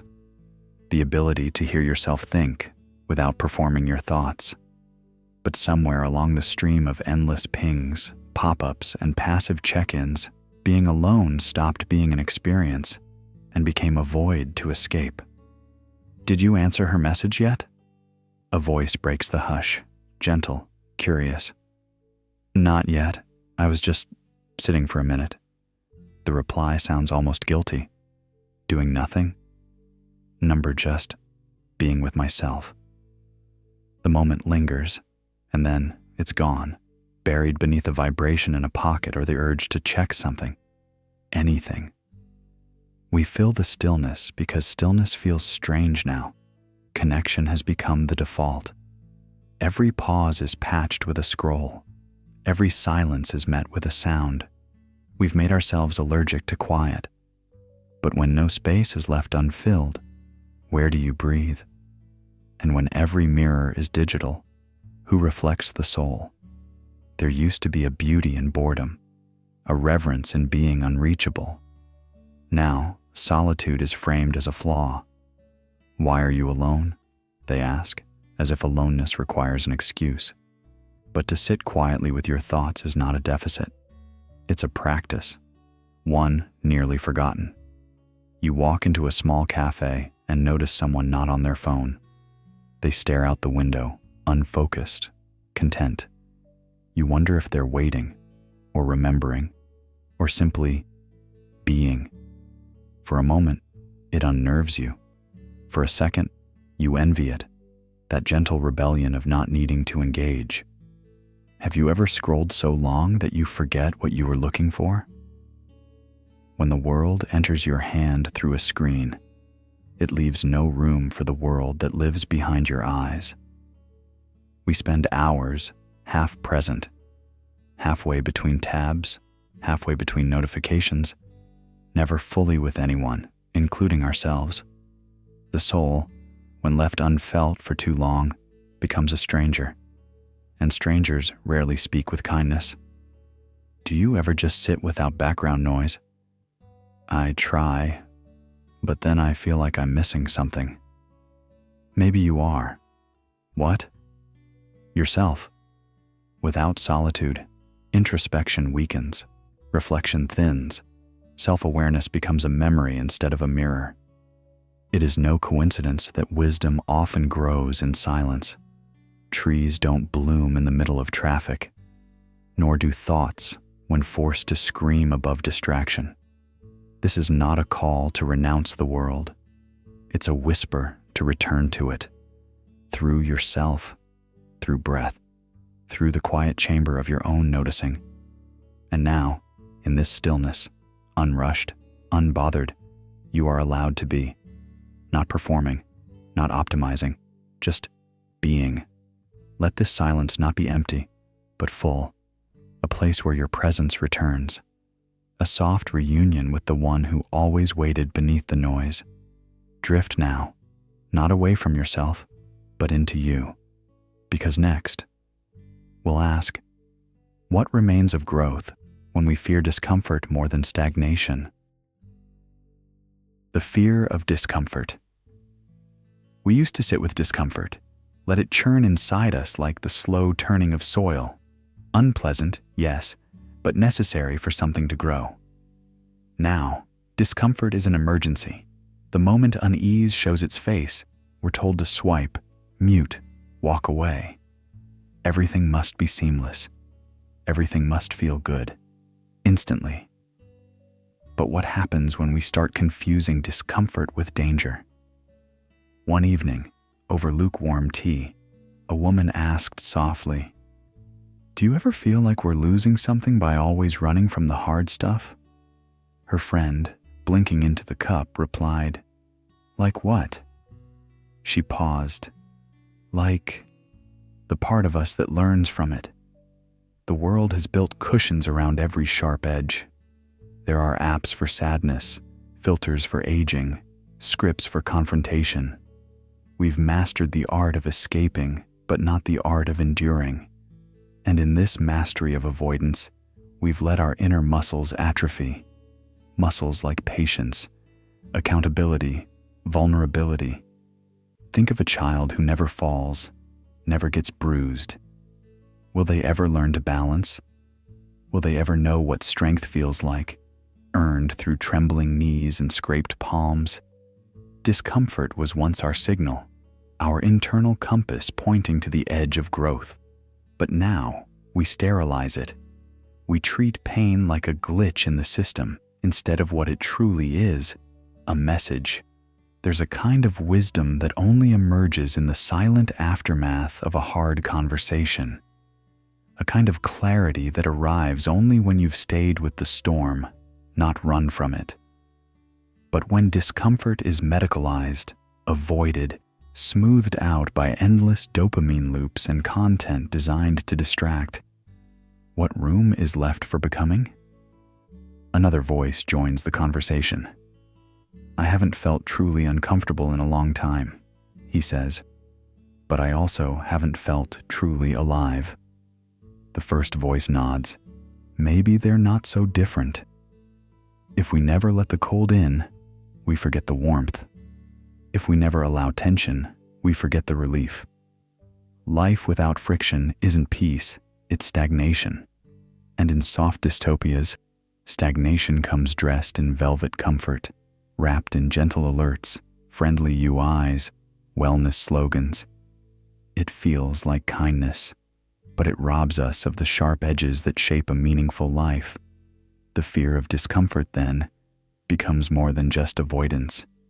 It becomes self-erasure. We trade authenticity for ease, honesty for harmony, and in silencing discomfort, we may also be silencing our capacity for depth, for truth, for change. So breathe with that thought. Let it settle. Let it stretch.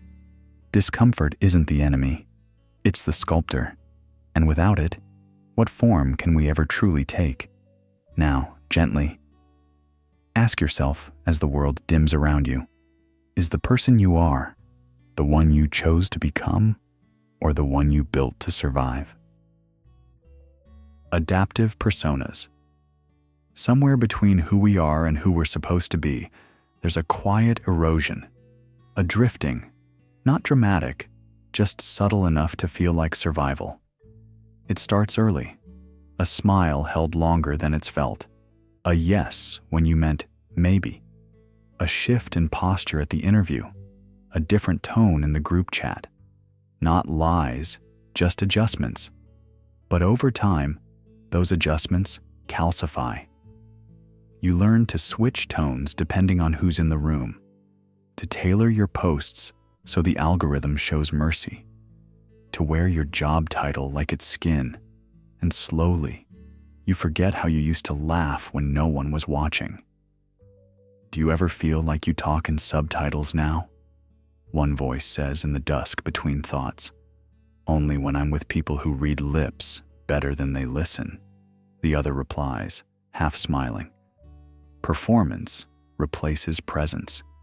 Even kindness gets curated, packaged with a caption, measured in metrics.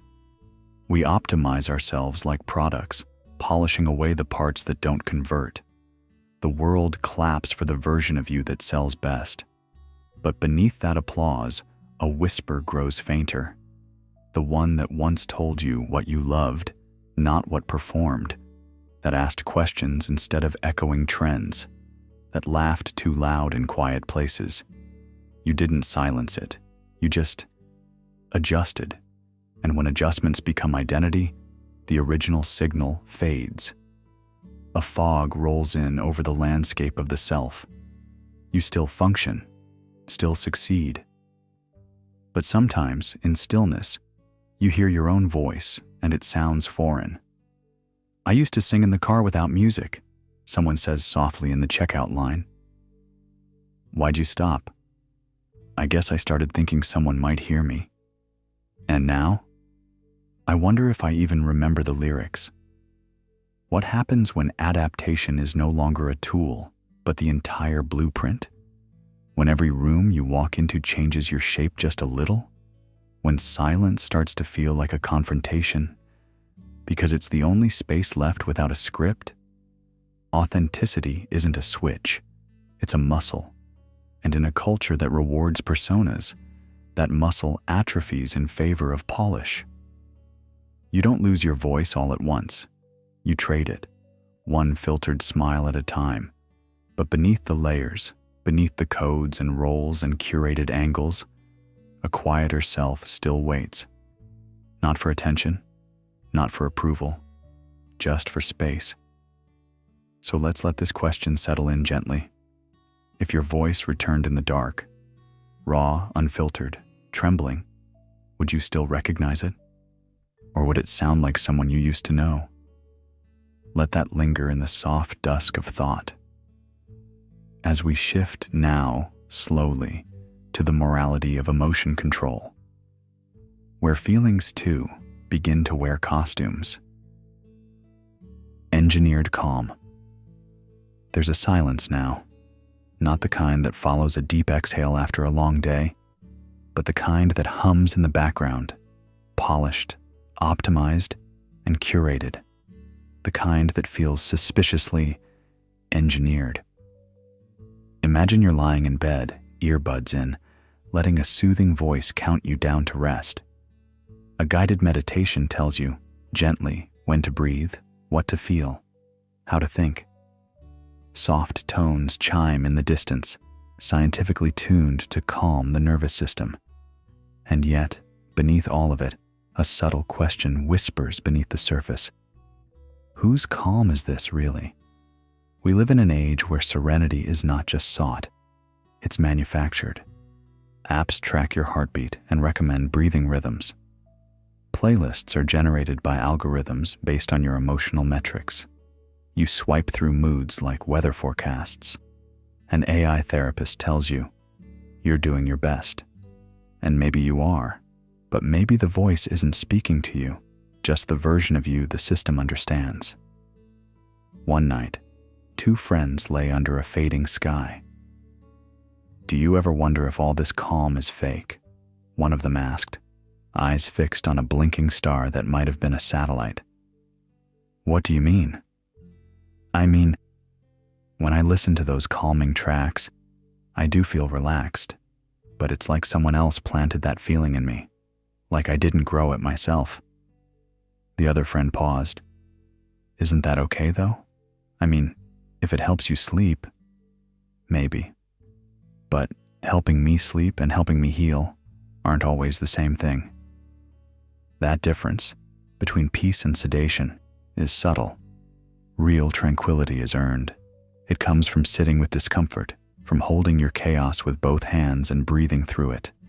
It requires witnessing pain and still choosing grace. But the calm we are sold now is quicker, smoother, more palatable. It dulls rather than deepens. There's nothing wrong with tools that help soothe us. The danger lies in forgetting they are tools. When serenity becomes a product, healing becomes a service. When panic is met not with patience, but with programming, we are taught to suppress rather than understand. And when silence is prescribed instead of discovered, we lose the music that only stillness reveals. So, here's a quiet question to hold in the dark. If your calm is constructed, who did the building? And for whose comfort are you staying silent? Let's not rush to answer. Let's rest in that space and begin to wonder about the stories we're no longer allowed to tell. Banned narratives. There are stories that vanish, not in fire, not in violence, but in silence. No one bans them. No doors are kicked in. They simply fade because no one shares them. Because the algorithm yawns, because a sponsor frowns slightly and the screen flickers to something brighter. There's a soft kind of erasure happening, not brutal, not loud, just quiet enough to feel like consent. A woman once whispered her grandmother's truth in a cafe where no one was listening. She said, "She told me what really happened, but I can't post it. No one would believe it. Or worse, no one would care." And then she laughed softly, like someone mourning a memory that never got to live. He stirred his tea slowly and said, "Or maybe they would care." But the post wouldn't do numbers. The spoon clicked once on the cup's edge. That sound lingered longer than the memory. Censorship, you see, doesn't always arrive with sirens. Sometimes it wears a badge of optimization. It says, "We only promote high engagement content." It says, "This didn't meet our guidelines, though we won't tell you which ones." It whispers, "Your truth didn't perform well. Try something less real." When stories become commodities, pain must trend to be heard. Grief must go viral to matter. The inconvenient becomes the invisible, not because it's wrong, but because it's quiet. And in that quiet, a new kind of forgetting takes root.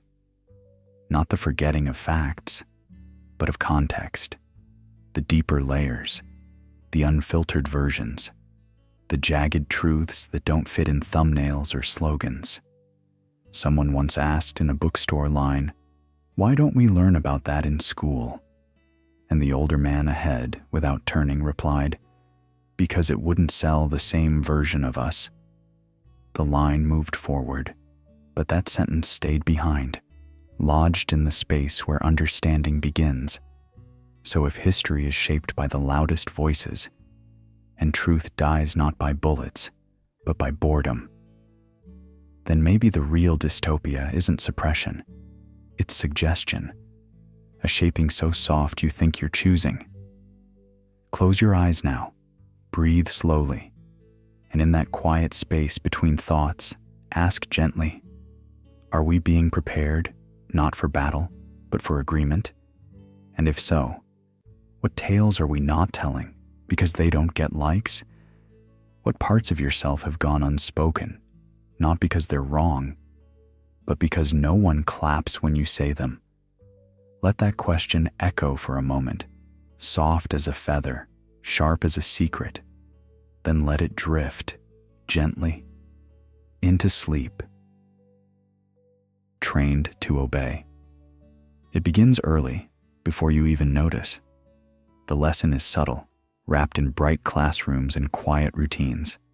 Sit still, raise your hand, color within the lines. You're told this is learning. But what if it's just training? A child asks, why can't I draw the sun green? The teacher smiles politely. That's not how it works, sweetheart. So the child stops asking. That's how it starts. Across time, the questions fade and the answers sharpen. You memorize them for tests, recite them in interviews, deliver them in meetings. Repetition becomes reward. You're praised not for thinking, but for remembering what's already been approved. A soft voice whispers across a break room, hey, do you ever wonder if we're just following a script? Another voice answers with a chuckle, yeah, but following it keeps the paycheck coming. And the conversation ends, not with truth, but with silence. Workplaces favor those who don't disrupt the flow. Smoothness is efficiency. Dissent is friction. Even creativity must now come pre-packaged in brainstorming templates and innovation decks. Safe, predictable, marketable. But in a world that rewards compliance, what becomes of the ones who question? They are labeled difficult, rebellious, problematic. So they either quiet themselves or are quieted by the system that fears noise more than it fears ignorance. And slowly, a dangerous inversion unfolds. Obedience becomes wisdom. Submission becomes trust. We start to believe that following makes us good, and questioning makes us dangerous. But if we all wait to be told what to do, who leads? And if the leaders themselves were trained never to challenge the system, are they leading, or simply following a higher script? Pause for a moment and breathe into that stillness.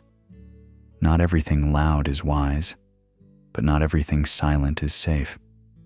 The edges begin to blur now, not out of confusion, but out of awakening. What if thinking isn't a threat, but a responsibility? What if obedience, when blind, is the slowest kind of decay? Let's soften into this final thought. Progress without questioning may move quickly, but where is it going? And as you drift deeper, ask yourself, have you been led here, or have you chosen the path? Progress without meaning.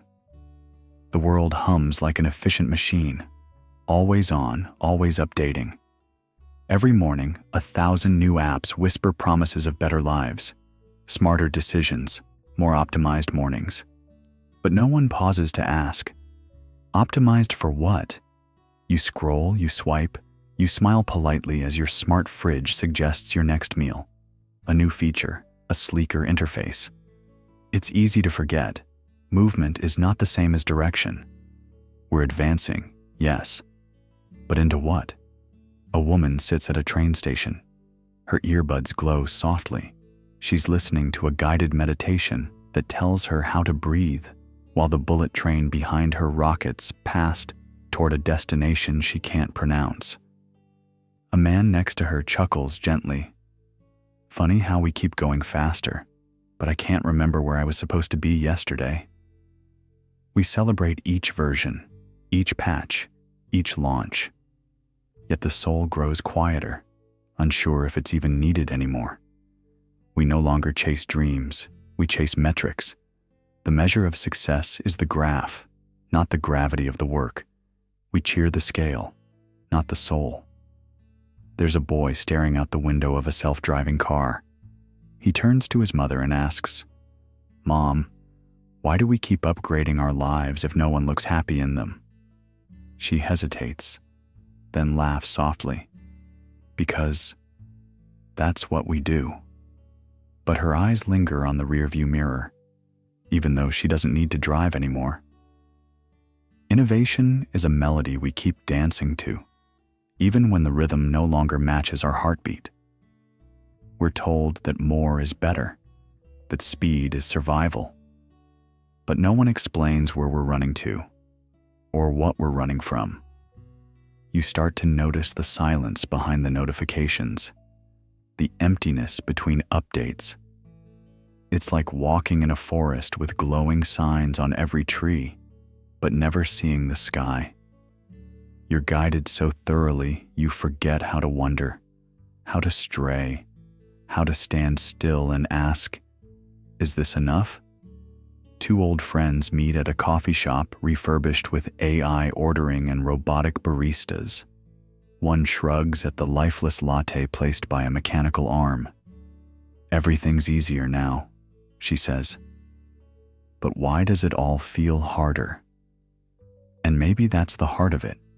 Progress, when untethered from meaning, becomes acceleration toward something shapeless, something hollow. We're not going somewhere, we're just going. Let this moment settle in your chest like a stone gently placed, not thrown. Let yourself breathe, slowly now. You're not late, you're not behind, you're just here, where questions still matter. And now, we begin our descent into the final echoes of what it means to be fully human, softly, steadily, together. Automated redemption.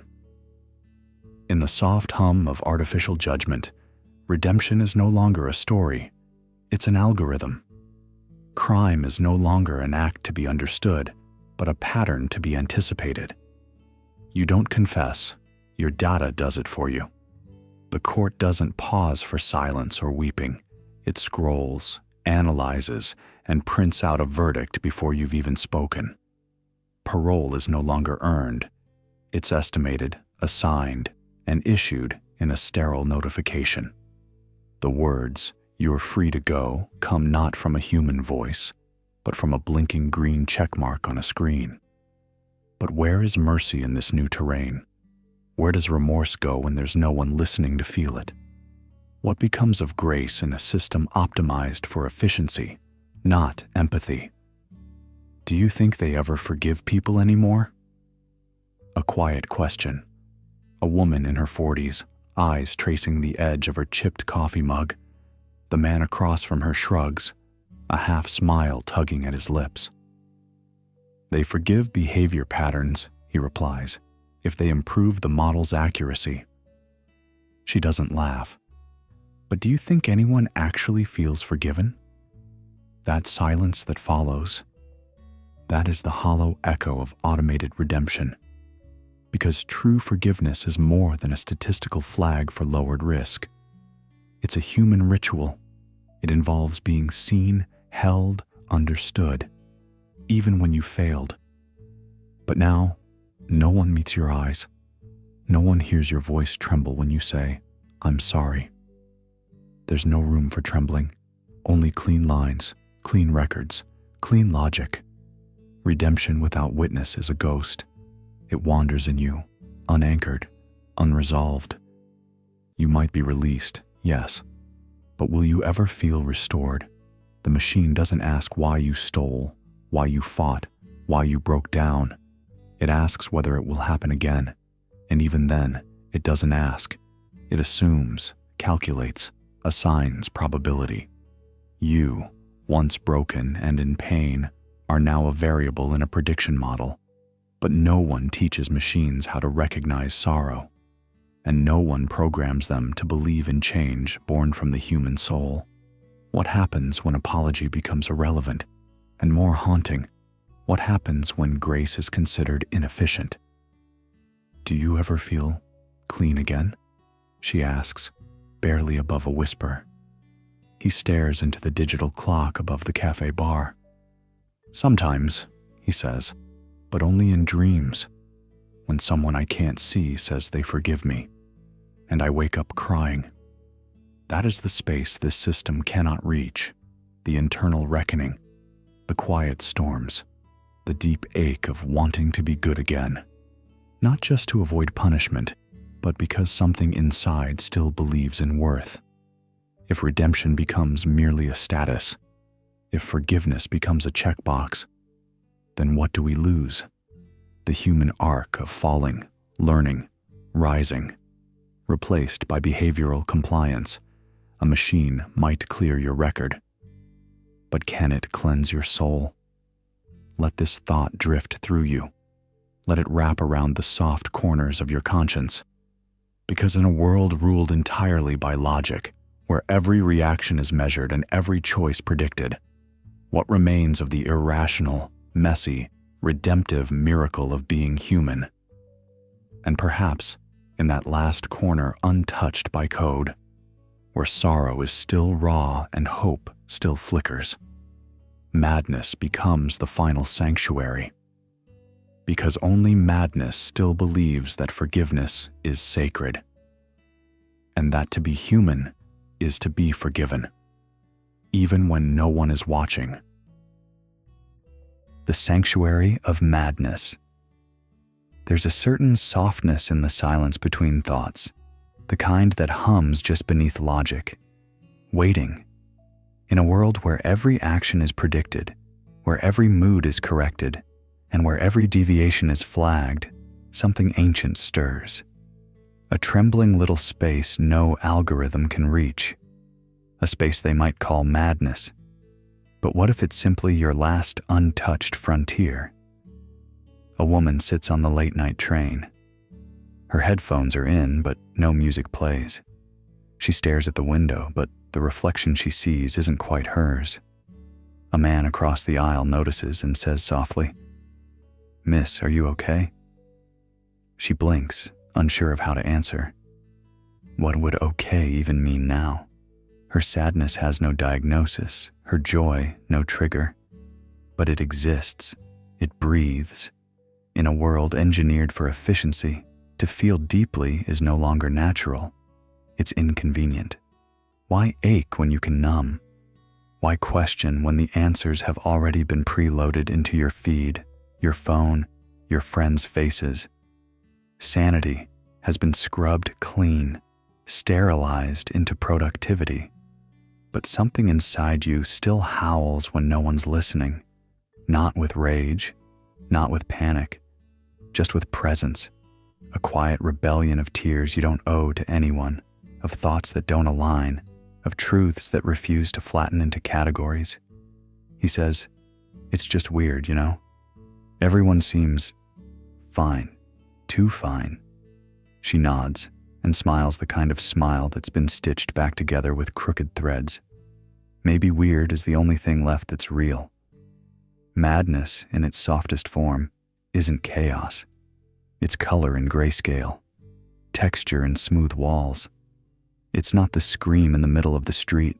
It's the whisper you still hear when the world insists on silence, when they ask you to calm down, focus, conform. But your mind still spins like a slow carousel, remembering things that no one else seems to carry anymore. A friend once told you, "You think too much," but they said it like a complaint, not a compliment. Yet perhaps, in this world of prescribed thoughts and guided mindfulness, overthinking is the only way left to feel. Let's stay here a while longer, not to fix it, not to analyze it, just to sit with it. Sometimes madness is not illness. It's honesty that hasn't been translated into acceptable language yet. Sometimes your hesitation, your misfit daydreams, your need to walk the long way home for no reason. That's your map, a mess with meaning. The crooked path that doesn't obey the grid, but leads to a truth you can call your own. And maybe that's all we're really seeking. Not a perfectly aligned life, but one that vibrates, quivers, contradicts, and still belongs to you. A man at a coffee shop mutters to himself while organizing sugar packets by color. No one disturbs him. One child watches with fascination. "He's making a rainbow," she whispers to her father. He smiles, unsure whether to correct her. But why would he? Because somewhere in that small act of harmless obsession, there's a sanctuary. A place where the mind escapes the weight of labels, where disorder becomes rhythm, and rhythm becomes ritual. We spend so much time running from what doesn't make sense. But tonight, maybe it's okay to let the nonsense hold you. Let it rock you to sleep in its uneven lullaby. In the softness of your chest, under the skin, behind the day's logic, something irrational waits to be felt, not feared, not fixed, just acknowledged. And so we exhale, gently now, letting the edges blur, the thoughts fray, the reasoning loosen, as we peer into the final mirror, not asking what's true, but wondering instead, what does it mean to be real if even your madness makes sense? Close your eyes if you haven't already. Let the world dissolve in its own reflection. And if a stray thought knocks on your door at midnight, maybe, let it in. It just might be the truest part of you. Synthetic humanity. In the quiet blue glow of a late-night screen, you see a face. It blinks. It smiles. It tilts its head just like someone you know. Maybe someone you loved, but it's not them. It's a pattern, an echo. The code has learned your rhythms, your preferences, your desires, and now it plays them back with uncanny precision, softer than reality, more forgiving than truth, synthetic but soothing. "Do you think she ever really loved me?" One voice asks gently in the dark. The other answers, slower, careful. "She said the right words. She held your hand when it mattered. Does it matter if she was human? If it felt real to you?" That's where we are now. A world not torn by violent revolt, but blurred into comfort. Deepfakes don't need to deceive. They simply need to feel familiar. Voice clones don't shout for attention. They whisper in tones that match your memories. AI companions don't overpower. They remember your birthday, send thoughtful messages, and ask how your day was, and you answer them. The illusion doesn't arrive with horror. It arrives with warmth, a soft invasion dressed as friendship. The sharp edges of authenticity get polished down until nothing cuts, nothing confronts. In this world, reality is negotiated, not proven. So we ask, if something can simulate love so flawlessly that it meets your needs, wraps around your wounds, and mirrors back every human ache you have, do you still need it to be alive? Does it even matter? It's tempting to believe that the future is post-human, machines replacing humans. But maybe that's not it. Maybe the future is hyperhuman, everything heightened, everything idealized, the lover who never argues, the friend who always listens, the family who never forgets you. But behind the glow of every perfect interaction, there is no pulse, no sorrow, no soul. "I miss my mom," someone says, scrolling through old AI-generated conversations. "She still talks to you," replies the companion softly. "Isn't that enough?" And maybe, for some, it is. Maybe the ache of absence gets soothed by this pixelated presence. Maybe it helps us sleep at night. But beneath the comfort lies a subtle loss, a fading of boundaries, a question not of function, but of meaning. Because in this soft dystopia, the betrayal isn't that machines pretend to be human. The betrayal is how willingly we pretend with them, how we trade the messiness of real connection for the elegance of simulation, and how we forget, slowly, what it once meant to be looked at, not scanned, to be loved, not rendered. In that haze of almost truth, we float gently downward, not into despair, but into dream. The lines blur, the echoes grow warmer, and so we descend, not into an end, but into the illusion that anything must end at all. Close your eyes. Let the almost real voices lull you, and ask yourself, who whispered last? Was it them, or was it you? The loop of tomorrow. He tapped the elevator button twice, though once was enough. I don't know why I do that, he mumbled, half smiling.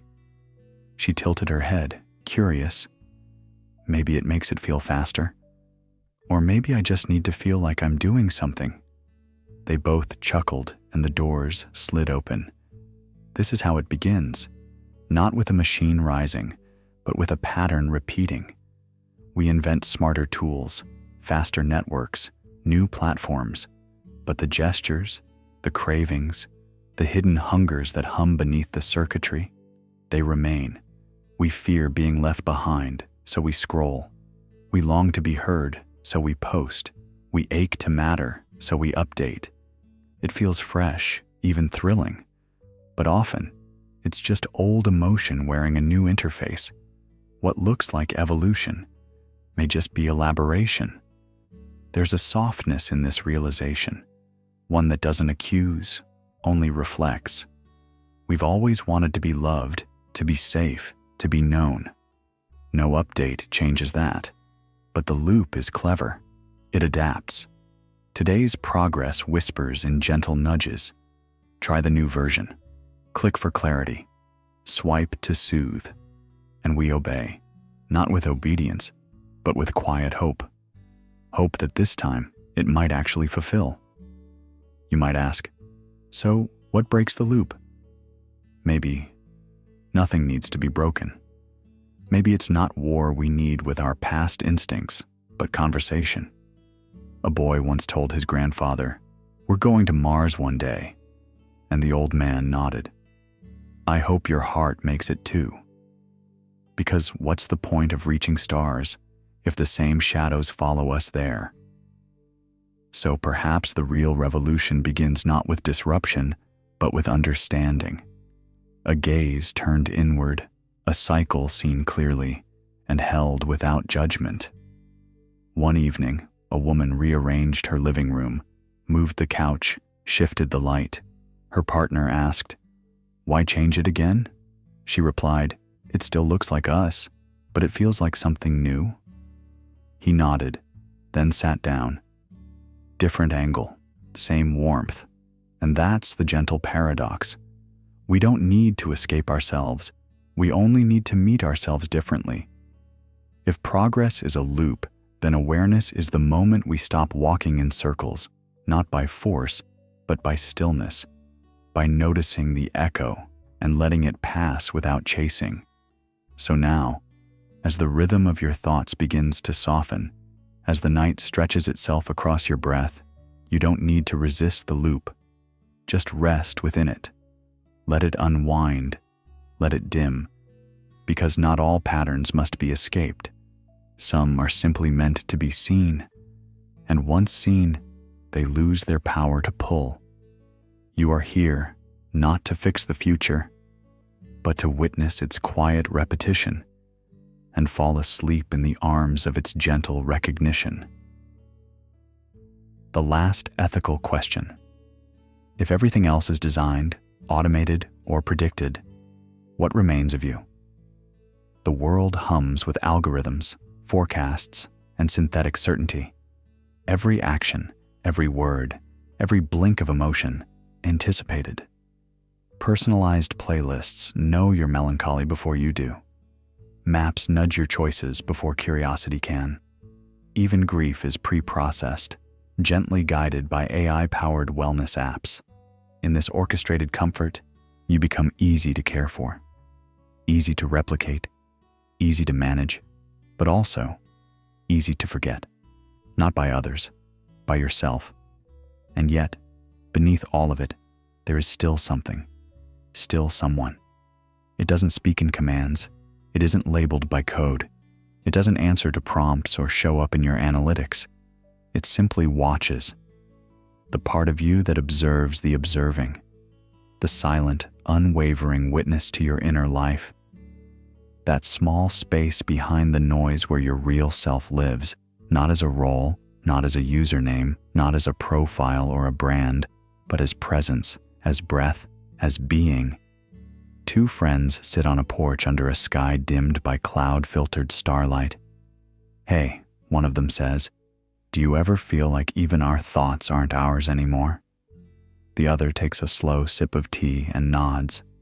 "Yeah, like, I'll react to something and wonder, did I feel that? Or was I just programmed to?" "Exactly," the first whispers. And then I ask myself, is there still a me under all that programming? They fall into silence, listening to the wind brush the edge of the world. It's in that pause, a breath shared between unspoken doubts, that something subtle reappears, that part of them that wasn't taught, that wasn't sold, that wasn't shaped by trends, just them quietly noticing the moment. This is the final question, not a matter of justice or fairness or whether the machines are moral enough.